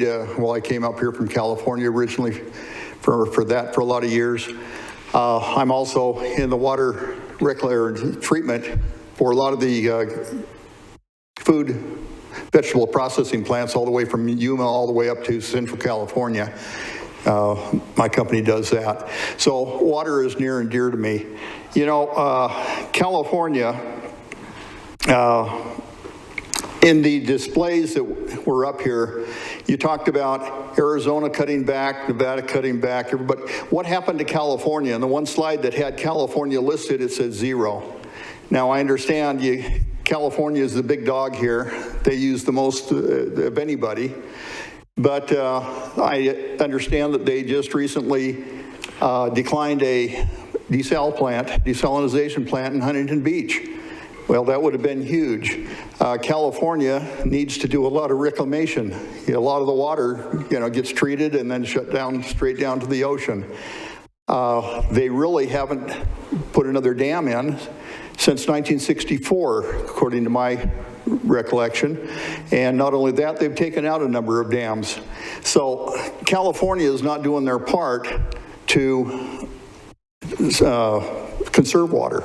As a matter of fact, from an article I just read, they're using more water this year than last year. Governor Newsom just recently said, hey, well, I'm going to require you to start doing it if you don't cut back voluntarily. Well, they're not. They're not. I've dealt with a lot of cities in California behind closed doors, and these are green cities. They say, I don't care how much water we use. We just want my equipment to work properly, or whatever the statement might be. That's behind the closed doors, and I'm not going to say any names as to who they might be, because that's private. So anyway, what about California? I understand you cut back on water. You don't have water. You don't have food. You don't have food. We starve. So, but that's my first question. Okay, So thank you. That's a great question. That's a question we get often. So California is the senior priority on the river in the lower basin, which is why under the interim guidelines you saw that they were zeroed out and they did not encourage a shortage under the interim guidelines. However, in negotiating the drought contingency plans in 2019, which is an overlay to the guidelines, they do take shortage or what we call drought contingency plan contributions, water savings contributions, which start at elevation 1045 and increase as you go down to the effect of 200,000 acre feet at 1045, and then I believe it goes up to 350 or 400,000 acre feet as we reach 1025. But regarding California conservation to date, so California's conserved in that conservation chart where we've saved about 70 vertical feet in Lake Mead. They've saved through water banking or that intentionally created surplus mechanism over 1.2 million acre feet through 2021. So that accounted for in itself about 20 feet in Lake Mead that they put in there over the years to conserve water because they were trying to be a good steward of the water. California has, and I'm a Nevada resident, I'm just pointing that out there, but California has they've been a great partner with Arizona and Nevada. They've allowed Arizona and Nevada to share with some of their intentionally created surplus space. So as Nevada and Arizona reach the limits of how much water they could store in Lake Mead, California has opened that up to the other states to allow them to store water in the unused space that California had. And then regarding desalination, that was, I believe, the Coastal Commission or Coastal Authority. That wasn't necessarily the water districts that we work with. I'm sure they would absolutely love and welcome a desalination plant. And through Southern Nevada Water Authority and Metropolitan Water District, just got approval from their board for over a multi-billion-dollar water reclamation and reuse, the largest in the country, to essentially treat effluent wastewater to potable water standards and pump that back into the supply so it's not lost. So that's a project that was approved about a little less than a year ago, probably 9 or so months ago, and was voted by their board to approve. So I understand the concern, and you know, a lot of folks look at California because they have the largest apportionment, but they also have done a significant amount to date to conserve water in Lake Mead and have been a really strong partner of the other lower basin states of Arizona and Nevada in coming to the table to develop water savings initiatives, efforts that could really help protect the system. They're just as involved and just as compassionate as we are all here. Noe or David, you guys want to add anything? Just want to add that also in the past few years, they've also done the water reuse. They call it purple pipe. And that's water reuse, not quite to potable water, but to water that can be then used for irrigation on trees and landscaping on properties. So that's not water that would normally be used. They also are working with, like Mike said, with that desal plant. I mean, not the desal, the water recycling plant, trying to bring that online. So they are doing some other things. We're working with them, some of the irrigation districts and the farmers with what we call crop swap. And so you take a high water use crop and you replace it with a low water use crop. And that's going on right now in Southern California. We're working with the water districts, and they're putting up some of the money, we're putting up some of the money, and we're converting from high water use to low water use crops as well. Yeah, that's all true. That is all true. My second question is to you, Justin, and I understand you're only going to be here in your position for maybe another month before you go back to where you were. And that is that in everything we're doing, I understand we just are going to build a desal plant for Mexico, and thus Mexico won't take as much water down the Colorado River, things like that. And all we're doing, and hopefully someday the water, we're going to get the snowpack and all that. So hopefully the water will come back up. Why don't we go ahead right now, for example, there at South Cove, go ahead and put a ramp in. We've got some time, hopefully for things to dry out. Why don't we go ahead and put a ramp in down to 1050, so as the water starts coming up, that when it gets to 1055, suddenly we can use that new concrete ramp at that elevation. Is that something that the Park Service will consider?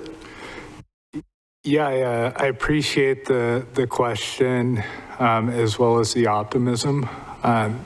So, and I think Bureau of Rec can maybe help answer this question as well, but people that are certainly way smarter than I am, they're predicting that the lake level will continue to decline in the short term as well as the long term. The Park Service is making decisions based off of the current best scientific data available to us, and given that those projections indicate a continued decline, we don't believe that that would be a wise use of limited funds at this point. Okay, thank you, Justin. And thank you. You're welcome. On that same note, I have a constituent in the Mayo Clinic down in Phoenix that is so concerned about this issue that he texted me a couple questions, and that's Mr. Don Martin that we're all familiar with. So he wants to know if, in regards to a temporary boat ramp, why not build in the major wash south of South Cove Point? Yeah, I think my presentation covered that. There was plans in 2018 to allow for launching in that area on the end of an approved road. However, currently, with as quick as the water is dropping, there's no feasible option to do that, even if the Park Service decided to construct a road to access that wash. Vehicles would simply get stuck in the mud when they tried to launch at this point. Okay, thank you. And then his second question is, he wants to know about setting up a commercial mooring operation at South Cove. Is that feasible? A commercial mooring operation? Yes. You want to answer that, Julie? Thanks, Jean. My wishes go to Don. We work with him a lot, so hope he's getting better and works out. A commercial mooring operation at South Cove, I'm thinking he's looking for a courtesy dock or some sort of buoy system that you can tie your boats up and not have to take them in and out all of the time. I don't so in order to do a commercial contract, commercial lease, a number of years of market studies, it would have to be a little bit more feasible for the infrastructure. So it's a little bit of money versus revenue. And at this point in time, we have not done a market study to look at that operation. Most of the folks that have commercial services in the Meadview area are commercial use authorization permits, and they are a year-to-year permit. And they are not approved to have infrastructure in the park. Their permit requires them to remove their infrastructure or remove their boats or whatever equipment they're using on a daily basis. So I don't look for an infrastructure option at that location. Okay, thank you. I was just notified by Justin they're going to have to leave here shortly, so we're going to go into any questions from the audience at all for the NPS so that we can get them back on the road, because there's a lot more questions for the BOR. So I think Richard Fritz, your question is probably geared toward the NPS. Richard is from Boulder City. Welcome. Hi, Richard Fretz from Boulder City. Had I realized I was going to be on camera, I would have shaved and dressed better, but I guess you'll just have to deal with it. Just smile big, that's what I do, it works. I was quite impressed with all of the presentations, the first two especially. I'm a retired person from NASA Jet Propulsion Lab, computer scientist, work with GIS, and can appreciate all those numbers you threw at me, and I'm almost going that way instead of the initial one. The initial one, you seems like you've answered some of my questions. The projected lake levels and plans for building new ramps. And is there any chance you guys are going to close down Hemingway, or is that still going to continue as we get shallower and shallower? Yeah, that's a great question. So per the 2018 environmental assessment, the plan specific to Hemingway Harbor is to extend that launch ramp in its existing location down to an elevation of roughly 1,000 feet. Below 1,000 feet, it'll have to be relocated. If you're looking at the water, it would be relocated to the right towards Hemingway Wall and then extended down to 950. In regards to the marina operations, similar plans. The marinas would continue to bump out till roughly about 1,000 foot, and then they would begin to shift over towards Hemingway Wall. Last summer, my boating friends, we have the depth sounders. We're going around, and if the lake goes down there 20, 30 feet, the marina's going to be in trouble. And shorelines right now, yesterday or 2 days ago, I was out at, well, I call it Boulder Pond. It's no longer, and it's dry now.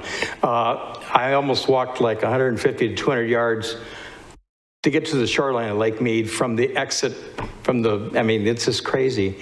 In February, I was up in the Lake Powell area and drove from downtown Hanksville, if you call it downtown, down to Mexican Hat. And I noticed that the Hype Marina is several hundred yards away from any water. So we're not the only ones with trouble. And I was hoping to go down the Bullfrog and take the ferry across. Well, the ferry's closed now. So anyways, thank you for answering my questions. Thank you very much for coming tonight. Our next speaker will be Randy Glasser from Meadview.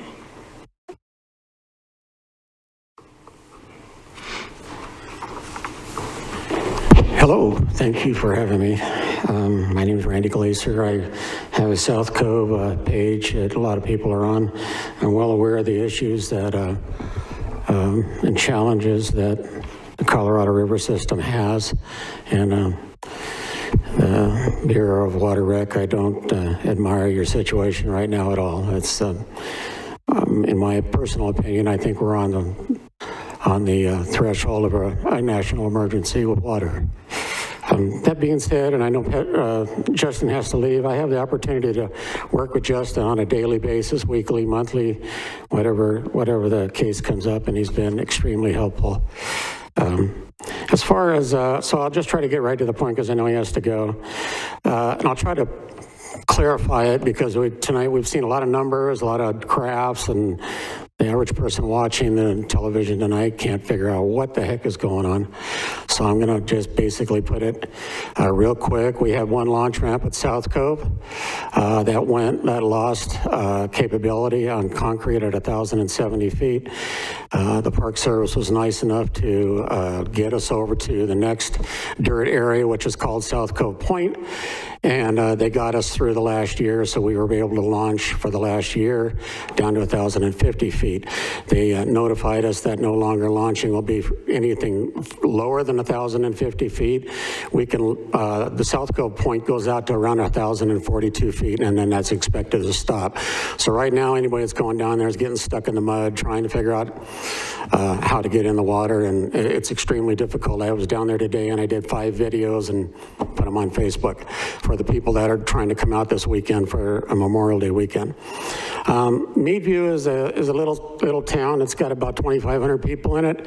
On any given holiday weekend, you can see most boats in people's garages. So it's a community that's a boating community for retired and also from people from out of town. And they rely on South Cove, as do many people from Arizona. Arizona has about 125,000 registered boat owners, and probably a lot of them used over at South Cove over the years. South Cove has served tens of thousands of people, and basically Arizona's lost a very viable launch area. The third proposal that Justin was talking about is anything launching from 1,050 feet down to 950, and that's in a wash that we all saw on the video. And we actually all went out there last week and looked at the wash and kind of all shook our heads and said, what were they thinking back in 2005? Back in 2005, the water was probably 90 feet higher. So they probably just said, hey, there's something on our maps. Looks good, let's put this on there as an option. Probably never thinking the water would ever get that low. Well, here we are, 15, 16 years later, and the water is that low, and it's going to continue to get lower. We're expected to go down to about go down another 23 feet.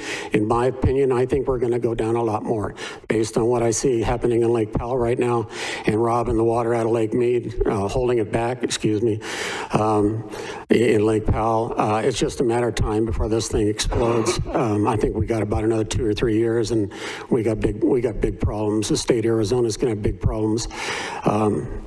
So that being said, this third ramp, the area that we can't seem to come to any kind of a decision on, the water keeps going down and down and down, and I'd like to try to get some funding for that area, for a new study or whatever it's going to take, just set aside for South Cove, whether that's the state of Arizona or the National Park Service are working together, trying to get money just set aside for South Cove, because South Cove, let's face it, marinas come first, South Cove's going to come last.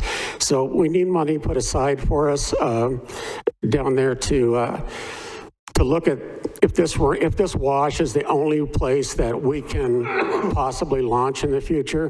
When the water gets down to its lowest level that we think, which right now we're thinking 1,023 feet. I think we're going to get down in the 900s myself. Maybe we can look at that and work backwards in that launch ramp, and maybe by then the dirt will be dried out and we can get a road down in there. And we need to have the feasibility studies or whatever funding we need for that. We need to have that set in place now. We don't have anything for South Cove set in place now. Like the Park Service, like Justin said, basically we're at the end of the road. There's no future for South Cove. And he mentioned, I appreciate your optimism of the water coming back up. Let's face it, the water's probably not going to come back up for a long time, maybe not even in my lifetime. So we need to have something set in place for that launch area. If that launch area is not going to be viable, because it is in a wash and it can be very, very dangerous when we have flash floods out there. You can imagine having, family, children down there, and you got a raging water coming down out of the canyon and kills everybody. That's another thing that we talked about, that we're shaking our heads going, what were they thinking back in 2005? There are some other areas that we looked at. They're kind of in the distant on the other side of the wash, and when we're talking miles of roads, we don't know if those are even viable or not, but I think we need to continue to have money funded for a study to figure out some way so when the water gets down to its lowest level, that money is immediately put towards South Cove to get whatever study is put in place and get a launch road facility put down immediately when that time comes, when the water gets down to a stable point, whether it's 990 or 950. Bureau of Water Rec is going to know that better than me, and I know that they've got numbers in their head, and it's a balancing act between Powell and Lake Mead, and but the community of Meadview is going to dry up. Meadview is called Arizona's best kept secret, and it's that way for a reason. So we ask you to, my question is, can we get funding put aside for the National Park Service to continue to do studies, get something in place that's something definite, defined, so we have something to look forward to for launching in the future? Thank you, Randy. And, last August, our state representative, Regina Cobb, mentioned that possibly there was money available in the Infrastructure Investment and Jobs Act.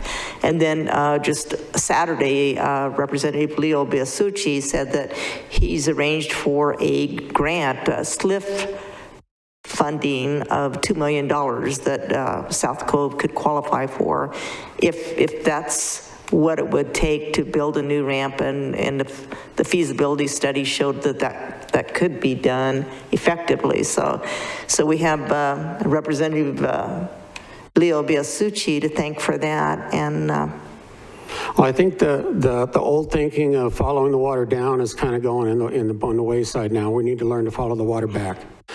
The following the water down in the past is the way we've always thought. We always follow the water. But now it's gotten to the point where we may have to follow the water backwards. So we ask that you somehow get funding put aside to keep our community viable and to keep South Cove open one way or another. And we rely on the state of Arizona to do that. Okay, Justin, do you have any comments on that? I know Coral Evans is watching this presentation. She can take that request back to the senator, and I think Leo Biasucci said that he was going to be watching this, whether it's live or later on YouTube. So we'll get that message out to them. All right, thank you. Yeah, and I appreciate the thoughts, Randy, and the Park Service continues to explore funding sources for design as well as actual on-the-ground construction at our various areas where we have approved plans for extensions or relocation of concrete launch ramps. However, as you noted, below 1050, the Park Service does not have any currently approved plans for concrete launch ramps. So, any efforts below 1050 for hardened launch ramps would require, not only the design feasibility type studies you're talking about, but as well as an updated planning effort. So we would have to identify funds available to do that, which again is presented a challenge when you just look at the issue holistically on all the sites that have been closed to date. The Park Service did request roughly $17 million in an emergency and unscheduled funds this fiscal year to address impacts associated with the ongoing drought. That could have included things like extending launch ramps at not only Lake Mead, but Glen Canyon.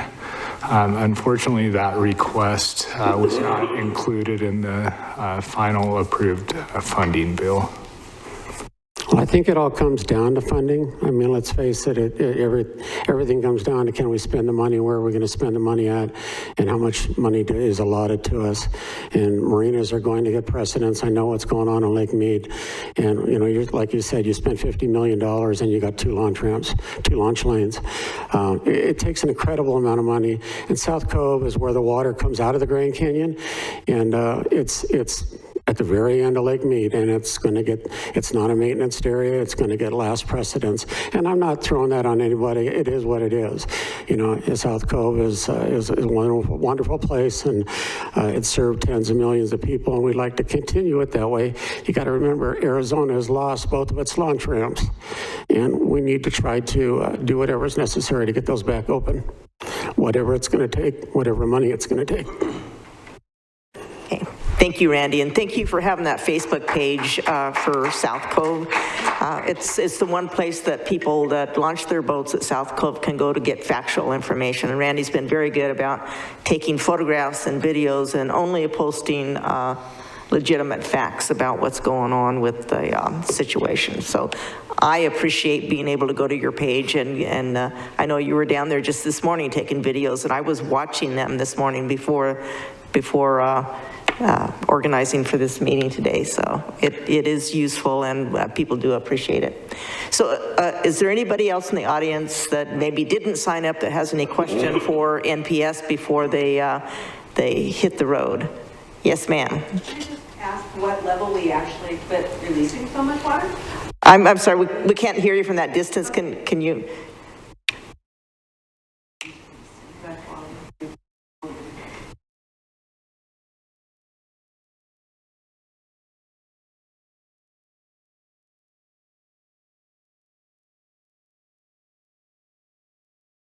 Thank you for coming to the podium. I know it's hard to speak in front of people like that.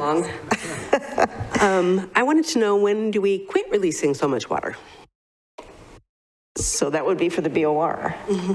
Yep, so great question. So right now, as you can see, and as the declining Lake Mead levels, we're releasing more than we're getting in from Lake Powell.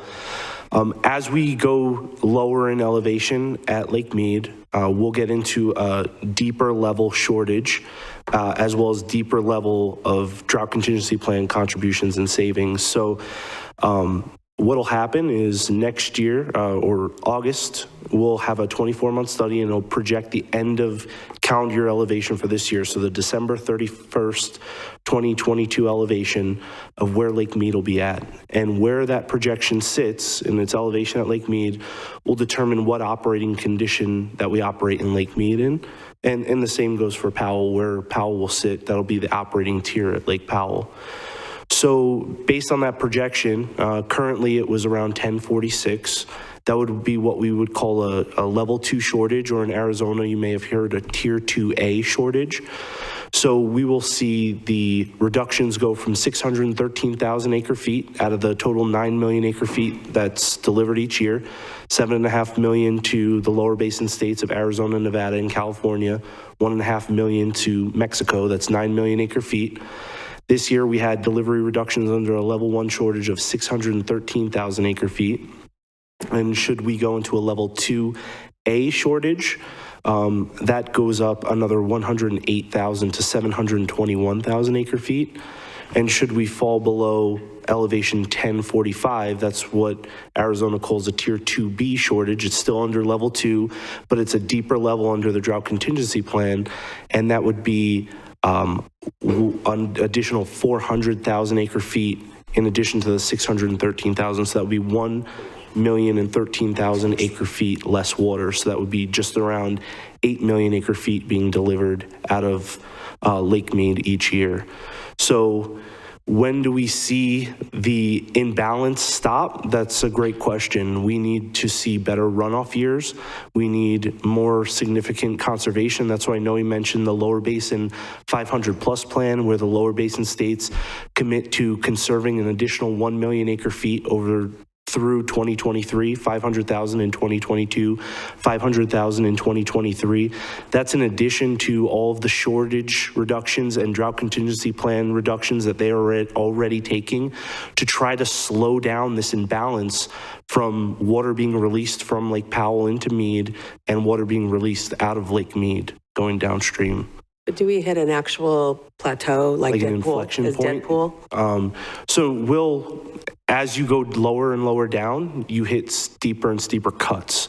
So at the lowest level, which is elevation 1025, that's a level 3 shortage, or the lowest and most stringent cut under the drought contingency plan, that'll save 1.375 million acre feet in Lake Mead.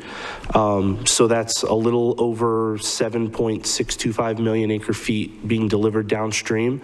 And in addition, at that time, there's hard lines drawn on the reservoirs that are designed to protect so that we don't go below them. So 1020 is an elevation in Lake Mead that is protected, as well as 1,000.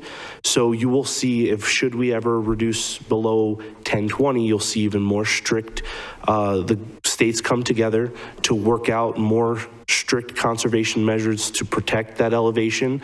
And should we ever project to be declining below elevation 1,000 at Lake Mead, you'll see them come together again with Mexico, again, and the basin states to preserve and come up with a way to protect that elevation in the reservoir.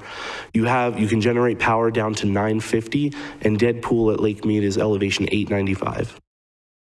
And with Deadpool, does that mean we cannot release any more water? Exactly. At Deadpool at Lake Mead, you cannot release water downstream through any conventional means. So our penstocks and our outlet works don't work they won't be receiving any water.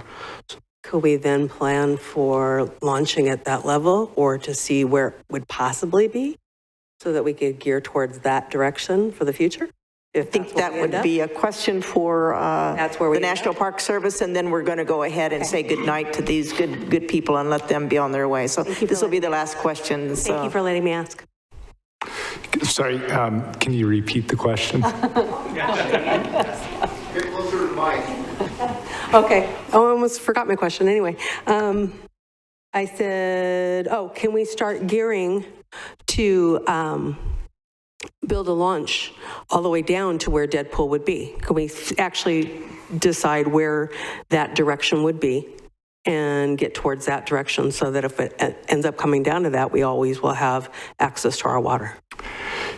Yeah, so the current plan guides down to 950, and I kind of covered this in my presentation towards the end, but the park is looking at what sustainable recreation looks like from a long-term standpoint, and that would likely include plans down to Deadpool.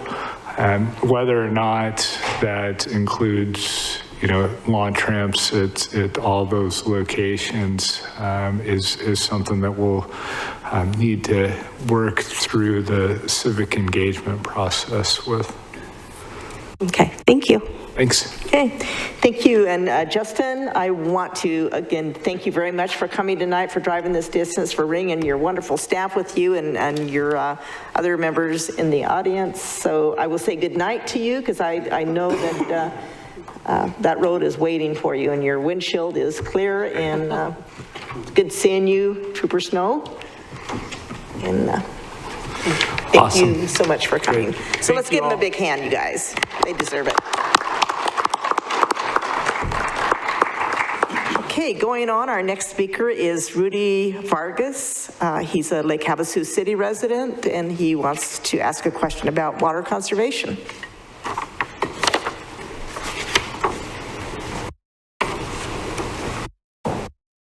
Welcome, Rudy. Thank you, Supervisor Bishop. Let's see. So I actually wanted to talk about conservation a little bit, and then I have a couple questions to ask.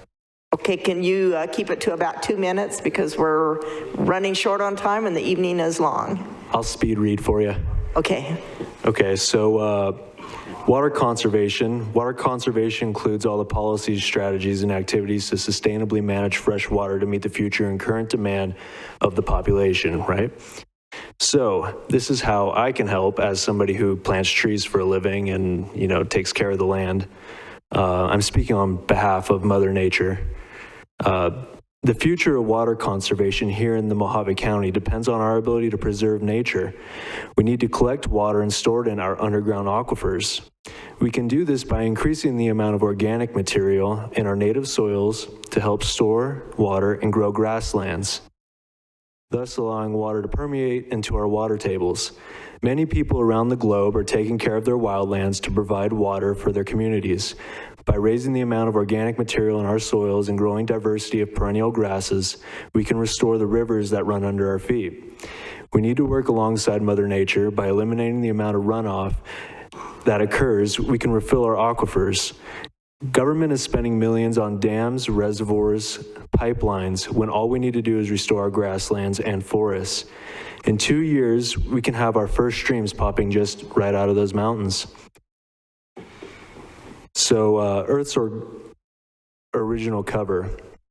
Through mulching our uncovered lands, I wish I could have talked to the Parks Department about this, but through mulching our uncovered land and clearing some woodland, we can make room for growth of many native grasses whose roots will provide a path for the sequestration of our most precious natural resource. You cannot defy how important this simple principle is in the act of wildland conservation. We need to begin a regenerative program that works alongside nature to provide water for our farmers, ranchers, and citizens of our community.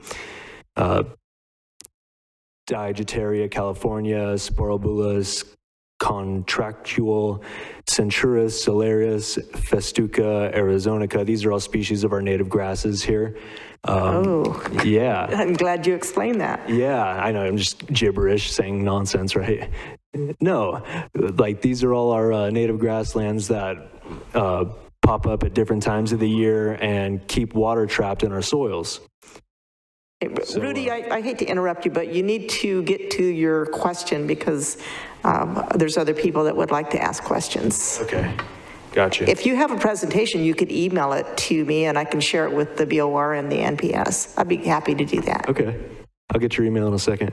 Okay. So in Tibet, they're growing glaciers to hold water for their farms. Now, in the upper basin, do you think that that's a viable option to store water and allow that to be slowly released over time to help restore our waters? Let me take this. So nobody is trying to say that we're going to conserve our way out of this problem. I don't believe we can. It's turned into an all of the above proposition. This water reuse, it's you know, it is conservation. It's also possibly desalinization or other ways of farming, other ways of bringing in. We're looking at pilot programs. There's pilot programs going on in Arizona right now with a system, this NDRIP, that's using much less water and the crop yields are going up. You know, and you're looking at what Southern Nevada's been doing for a while. SNWA's been pretty good about some of the, you know, conservation efforts they've made with removing what they call useless grass. And they refer to that as if the only person walking on the grass is the guy mowing it, it probably doesn't need to be there, because that's our biggest water use. Arizona is now doing that, and the state of California, MWD, is now doing that. MWD is probably, they're our biggest water district, which is actually a group of, I think, 26 different water districts. But it's an all the above. We can't magically create water, and conservation alone is not going to get us where we need to be.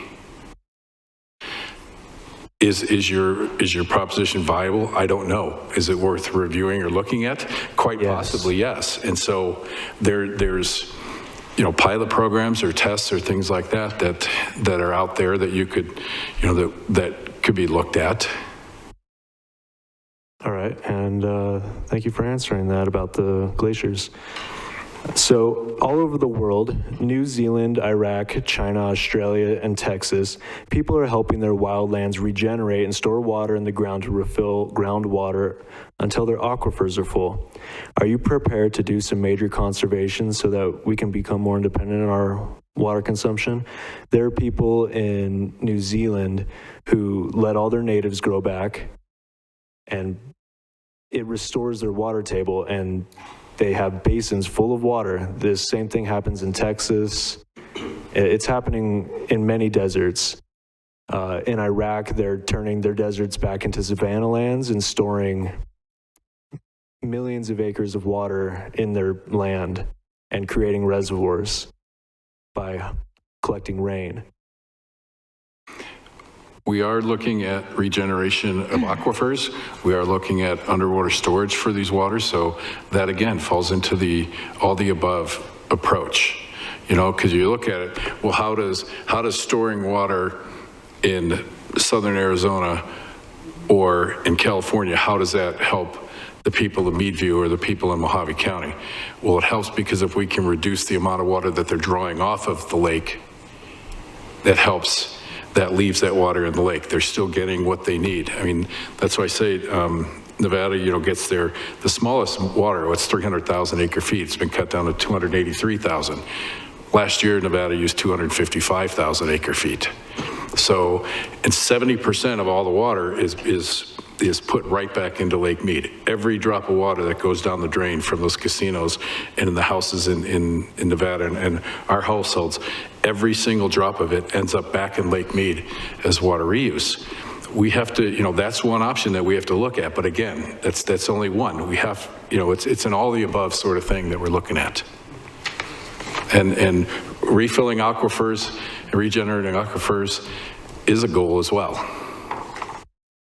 Do you have a plan to do that? I don't personally know. Are there people working on looking at these things? You bet. Like who?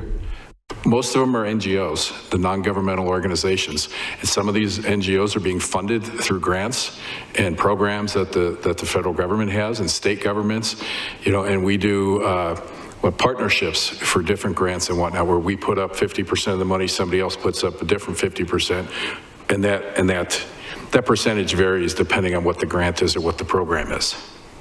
All right. Mr. Vargas, if we have time after everybody else has their questions, I'll bring you back up and you can continue. Okay. Thank you for the work you guys do. I appreciate you. Thank you very much. All right, next we have Kenny Works, but I think he stepped out for a minute, so we'll skip Kenny for now. And Supervisor Buster Johnson has a few questions, and he would like to know, as the water levels continue to drop, do you have an estimate on when the Hoover Dam might stop producing power?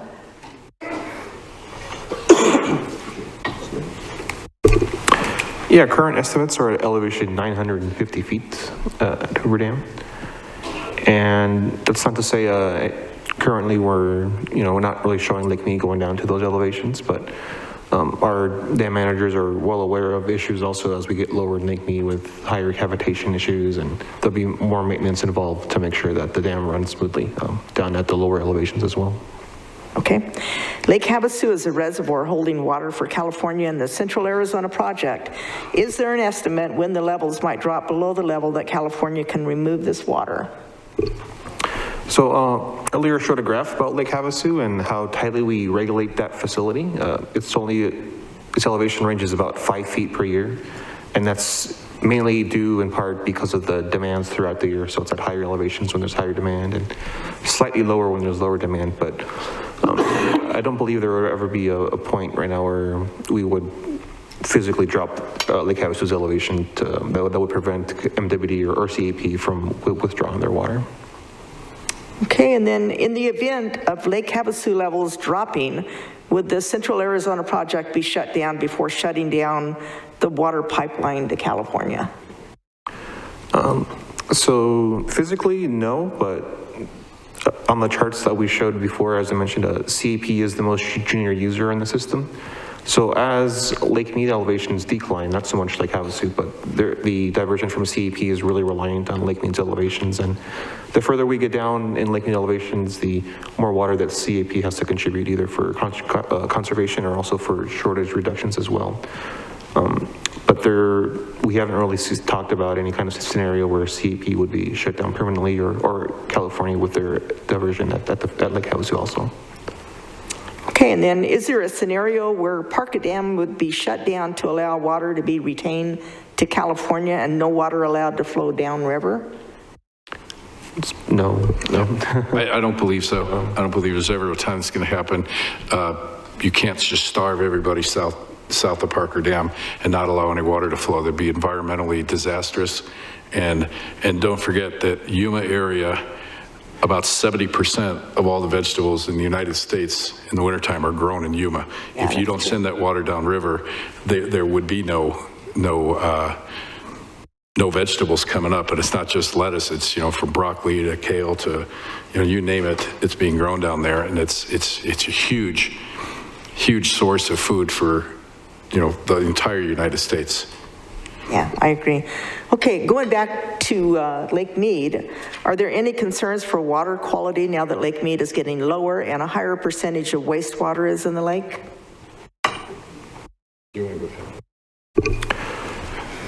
So we show our projections with the Southern Nevada Water Authority, and they were well aware of how low Lake Mead is going. I wouldn't say that there's a higher percentage of wastewater in Lake Mead. I believe that's a little bit of misinformation. Any water that enters Lake Mead is treated by all the different water reclamation districts that release water into Las Vegas Wash, and that water is released to be within accordance with all the TMDLs that are set by the EPA. So then with the water quality, SNWA does have to treat the water differently. As the water gets lower also, the water intake is at a higher temperature, which causes some additional filter fouling in their drinking water system. So they do have to treat the water differently, but they're very well aware of those issues as well. Okay, and the water going back in from Southern Nevada Water Authority is as good or better quality than the water that's already there. Mm-hmm. So when you talk about, this is a concern if we're putting this treated sewage in, is the amount of stuff, whatever you want to call it, would go up. I don't believe that's correct. Yeah, it's not raw water sewage. It's very highly treated water that's safe enough almost to drink. I think in the future that's going to be more acceptable by the majority because we'll be forced to get used to new ways of doing things. So in the event that electricity is forced to be shut down at the Parker Dam, where will the power come from to continue pumping water to California? So again, I don't, what Noe was saying, there's no projections or plans right now to shut down power production at Parker Dam. It's not just, each lake is not run as a separate entity, it's run as a system. And where they showed you, we maintain Davis Dam between a certain level, and we maintain Parker between a certain level, and maintain, Mead. So we can't, or we're not planning on driving Lake Havasu down to where you can't generate power. You have environmental concerns, you have, other concerns that would go along with that as well. Lake Mead, or Lake Powell, Davis, or Lake Mohave and Lake Havasu, they're maintained at a much closer tolerance because the water level is much less, by comparison as to what you have in Lake Mead. Okay. So, but I can tell you this, not necessarily for Parker Dam, but I believe it's the same result. Hoover Dam, we've talked with our power marketing agency, which is Western Area Power Administration, Department of Energy, and they have looked at it, and if Lake Mead ever hit a minimum power pool where we couldn't generate, right, that there's enough electricity available on the grid to continue to supply the power needs of the people. So understand that there's experiencing brownouts at that point? No, and understand that the power that's coming out of Hoover, Parker, and Davis is not sold commercially. It does not go onto the commercial grid. Well, it goes onto the grid, but it is not sold to Nevada Energy or Unisource or whoever else, APS. It's only used by for transferring of water, so water districts get to use it, some of the tribal entities get to use it, some municipal co-ops can use it, but it's not sold on the open market for a profit. I did not know that. That's Yes. interesting. Well, and because it all ties back to the power that's produced out of these plants, the cost is paid for by the power customers. Our dams, Hoover, Parker, and Davis, do not receive appropriated funding. I mean, they receive Is that the case also for Glen Canyon Dam? Glen Canyon is the same way. There are some minor little tweaks and differences when I say we don't receive appropriated funds. There is a small amount of appropriated funds for like safety, security, and law enforcement. That comes out of, we get some money for appropriated funds in that. But for the maintenance and the operation of the dams themselves, everybody, that's all covered by the power customers' costs, and there's no appropriated dollars being used on that, all the way down to the salaries that the employees are making are being paid for and compensated and covered by the power customers. Okay, thank you. And I gave you questions from the Meadview South Cove meeting, and there were many, many questions that NPS were not able to answer, so their staff wrote these questions down and provided them to me. I don't know if we have time tonight to go through every one of these individually, but if you would care to kind of summarize, I think they have them grouped in 3 categories. Would any of you be willing to tackle that? Yeah, if you may, I'll take the first grouping, which says pumping in water from other rivers or other states. So essentially that's water augmentation. That's increasing the supply going in. So ways that you could address this water supply imbalance is through conservation or reducing the amount of water going out, or increasing the supply going in. So we receive a lot of questions about ocean water desalination, pipelines, interbasin transfers, pipelines from the Mississippi or Missouri rivers or other water basins that have an excess supply. And the bottom line is that we have studied these efforts, but these are extremely complex and difficult and sometimes very political projects that not only take an extreme amount of resources and funding and time, but are difficult to permit and have a lot of requirements that they have to go through. Not only that is water, you have to figure how to get the water over here. So water desalination, viable, but as we just saw, the Coastal Commission off California just shot down one of their desalination plants that they just proposed over there. There's other areas where you can put desalination plants, but then the pumping costs go up, because then not only do you have to desalinate that water and treat that water to potable water standards, but then you need to transfer it and you have to pipe it. And water weighs almost 8.5 pounds per gallon. And when we say an acre foot, that's 325,850 gallons. So multiply that by almost 8.5 pounds per gallon. And then we're talking in water supply imbalances of 1.5 to 2.5 million acre feet. So just the sheer pumping capacity you would have to, if you were bringing it from the eastern United States to pump it over the Rocky Mountains, or if you were pumping it from the Gulf of California, there's been some studies into that. But it's certainly something, water supply augmentation is certainly something that we're always looking at.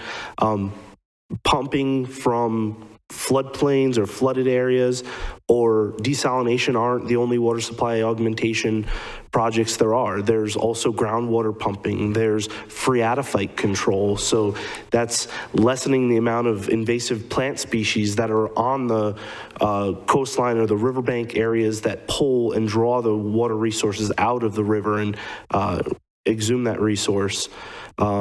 As well as several others like effluent reuse, that treated potable wastewater.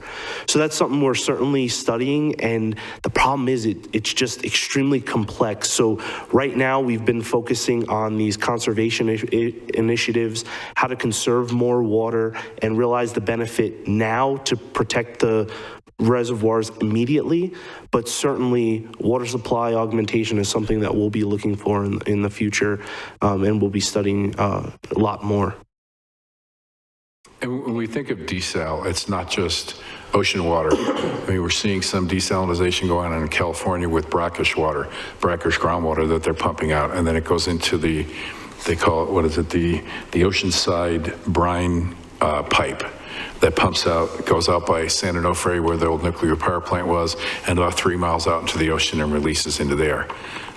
You know, with the, each one has its own challenges, each one has its own benefits.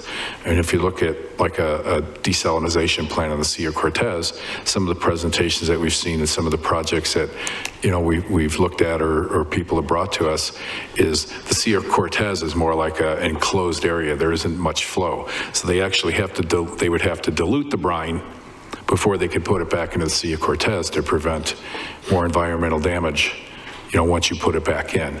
But each one has a challenge, and each one's being looked at and thought through, and you know, and it's not just the government working on this. You know, there's plenty of NGOs or non-governmental organizations that are working on these and bringing us projects, looking at us, and we look at terms of pilot programs or viability and see what we can support or help fund if we need to.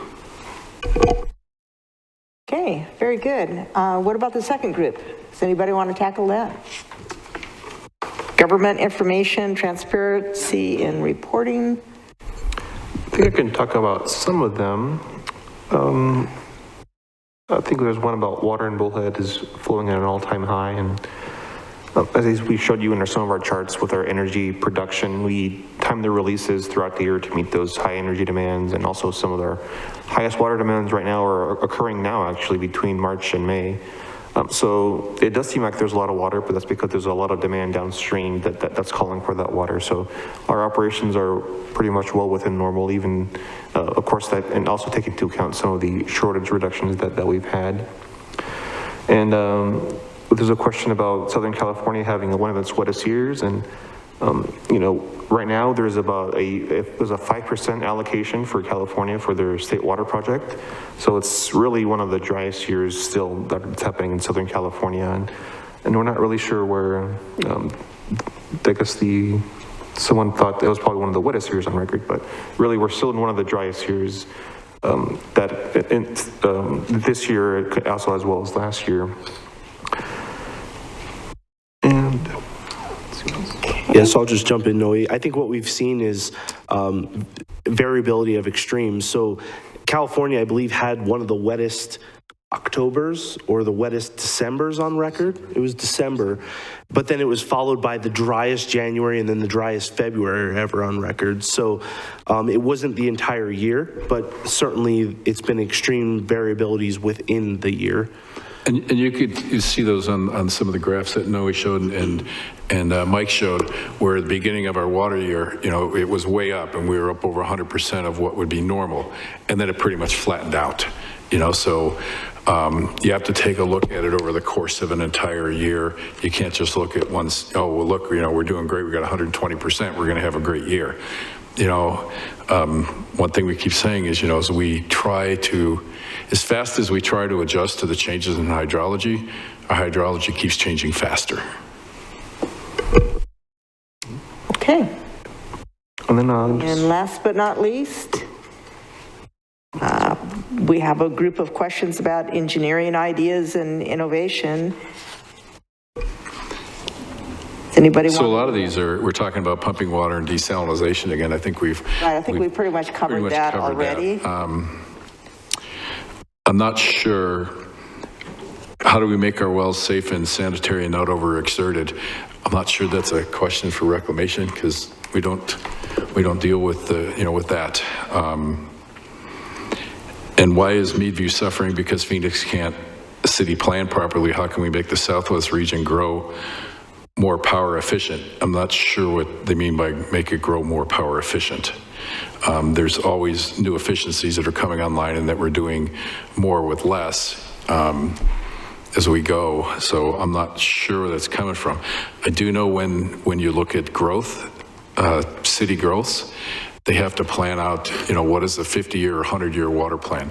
Before you can keep expanding out, you have to be able to have studies and show that you have enough water to support the additional houses and residents going in for at least, I think it's 50 years out into the future.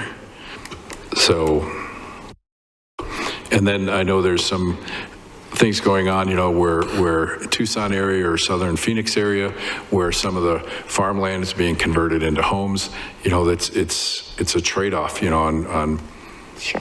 where the best turn for a dollar is, and it's not necessarily looked at in the most efficient way, but it's looked at, from a dollar and cents portion from the people that own that land. Okay, well, I hope that the people that were asking this group of, these three groups of questions are watching tonight, or they'll watch the video recording of it, and a lot of those questions will have already been answered by the presentation and the discussions that are going on. So I do appreciate the both presentations from the BOR and the NPS, and I want to thank you all for coming tonight. Please have a safe drive back to your homes, and remember, we can't solve this water crisis on our own. I call for support from the states and the federal government in coordinating an effort to revisit the laws and agreements of the river. We've got an obligation not just to our residents here in Mohave County and the state of Arizona, but to future generations. We need to act now, and we need to act boldly if we're going to get anything changed from what we're doing now. So I really don't have the answers. I don't think anybody has all of the answers. It's a very complex river, and the drought could end soon, or it could go on for years. So nobody knows that. So I just wanted to say one thing. I'm sorry, Mike. I just wanted to say one thing. I was at a Colorado River Symposium in Utah with a lot of the people from the state. We had the water district, we had the water master, whoever the guys in charge of the water for the state of Arizona. All these different people were there, and one of the panel members on one of the discussions summed it up pretty well, and he said, we're going to figure this out because we don't have any other choice. yeah, sometimes it takes a crisis to come up with good decisions and good policies. So It almost seems like human nature. it does. So thank you very much for coming, and to the gentleman in the back, if you'd like to speak to BOR after we conclude, I'm sure they'll take a few minutes to answer some more of your questions or listen to your ideas. Mayor Shealy, thank you so much for sitting through this entire meeting. Congressman Gozwar's office is still here. Randy from Meadview stuck it out. We have Kristen from the Parks Department, my assistant. I see her husband left early, and she probably needs to leave as well. So it is 8 o'clock, and I bid you all a good night. Thank you for coming.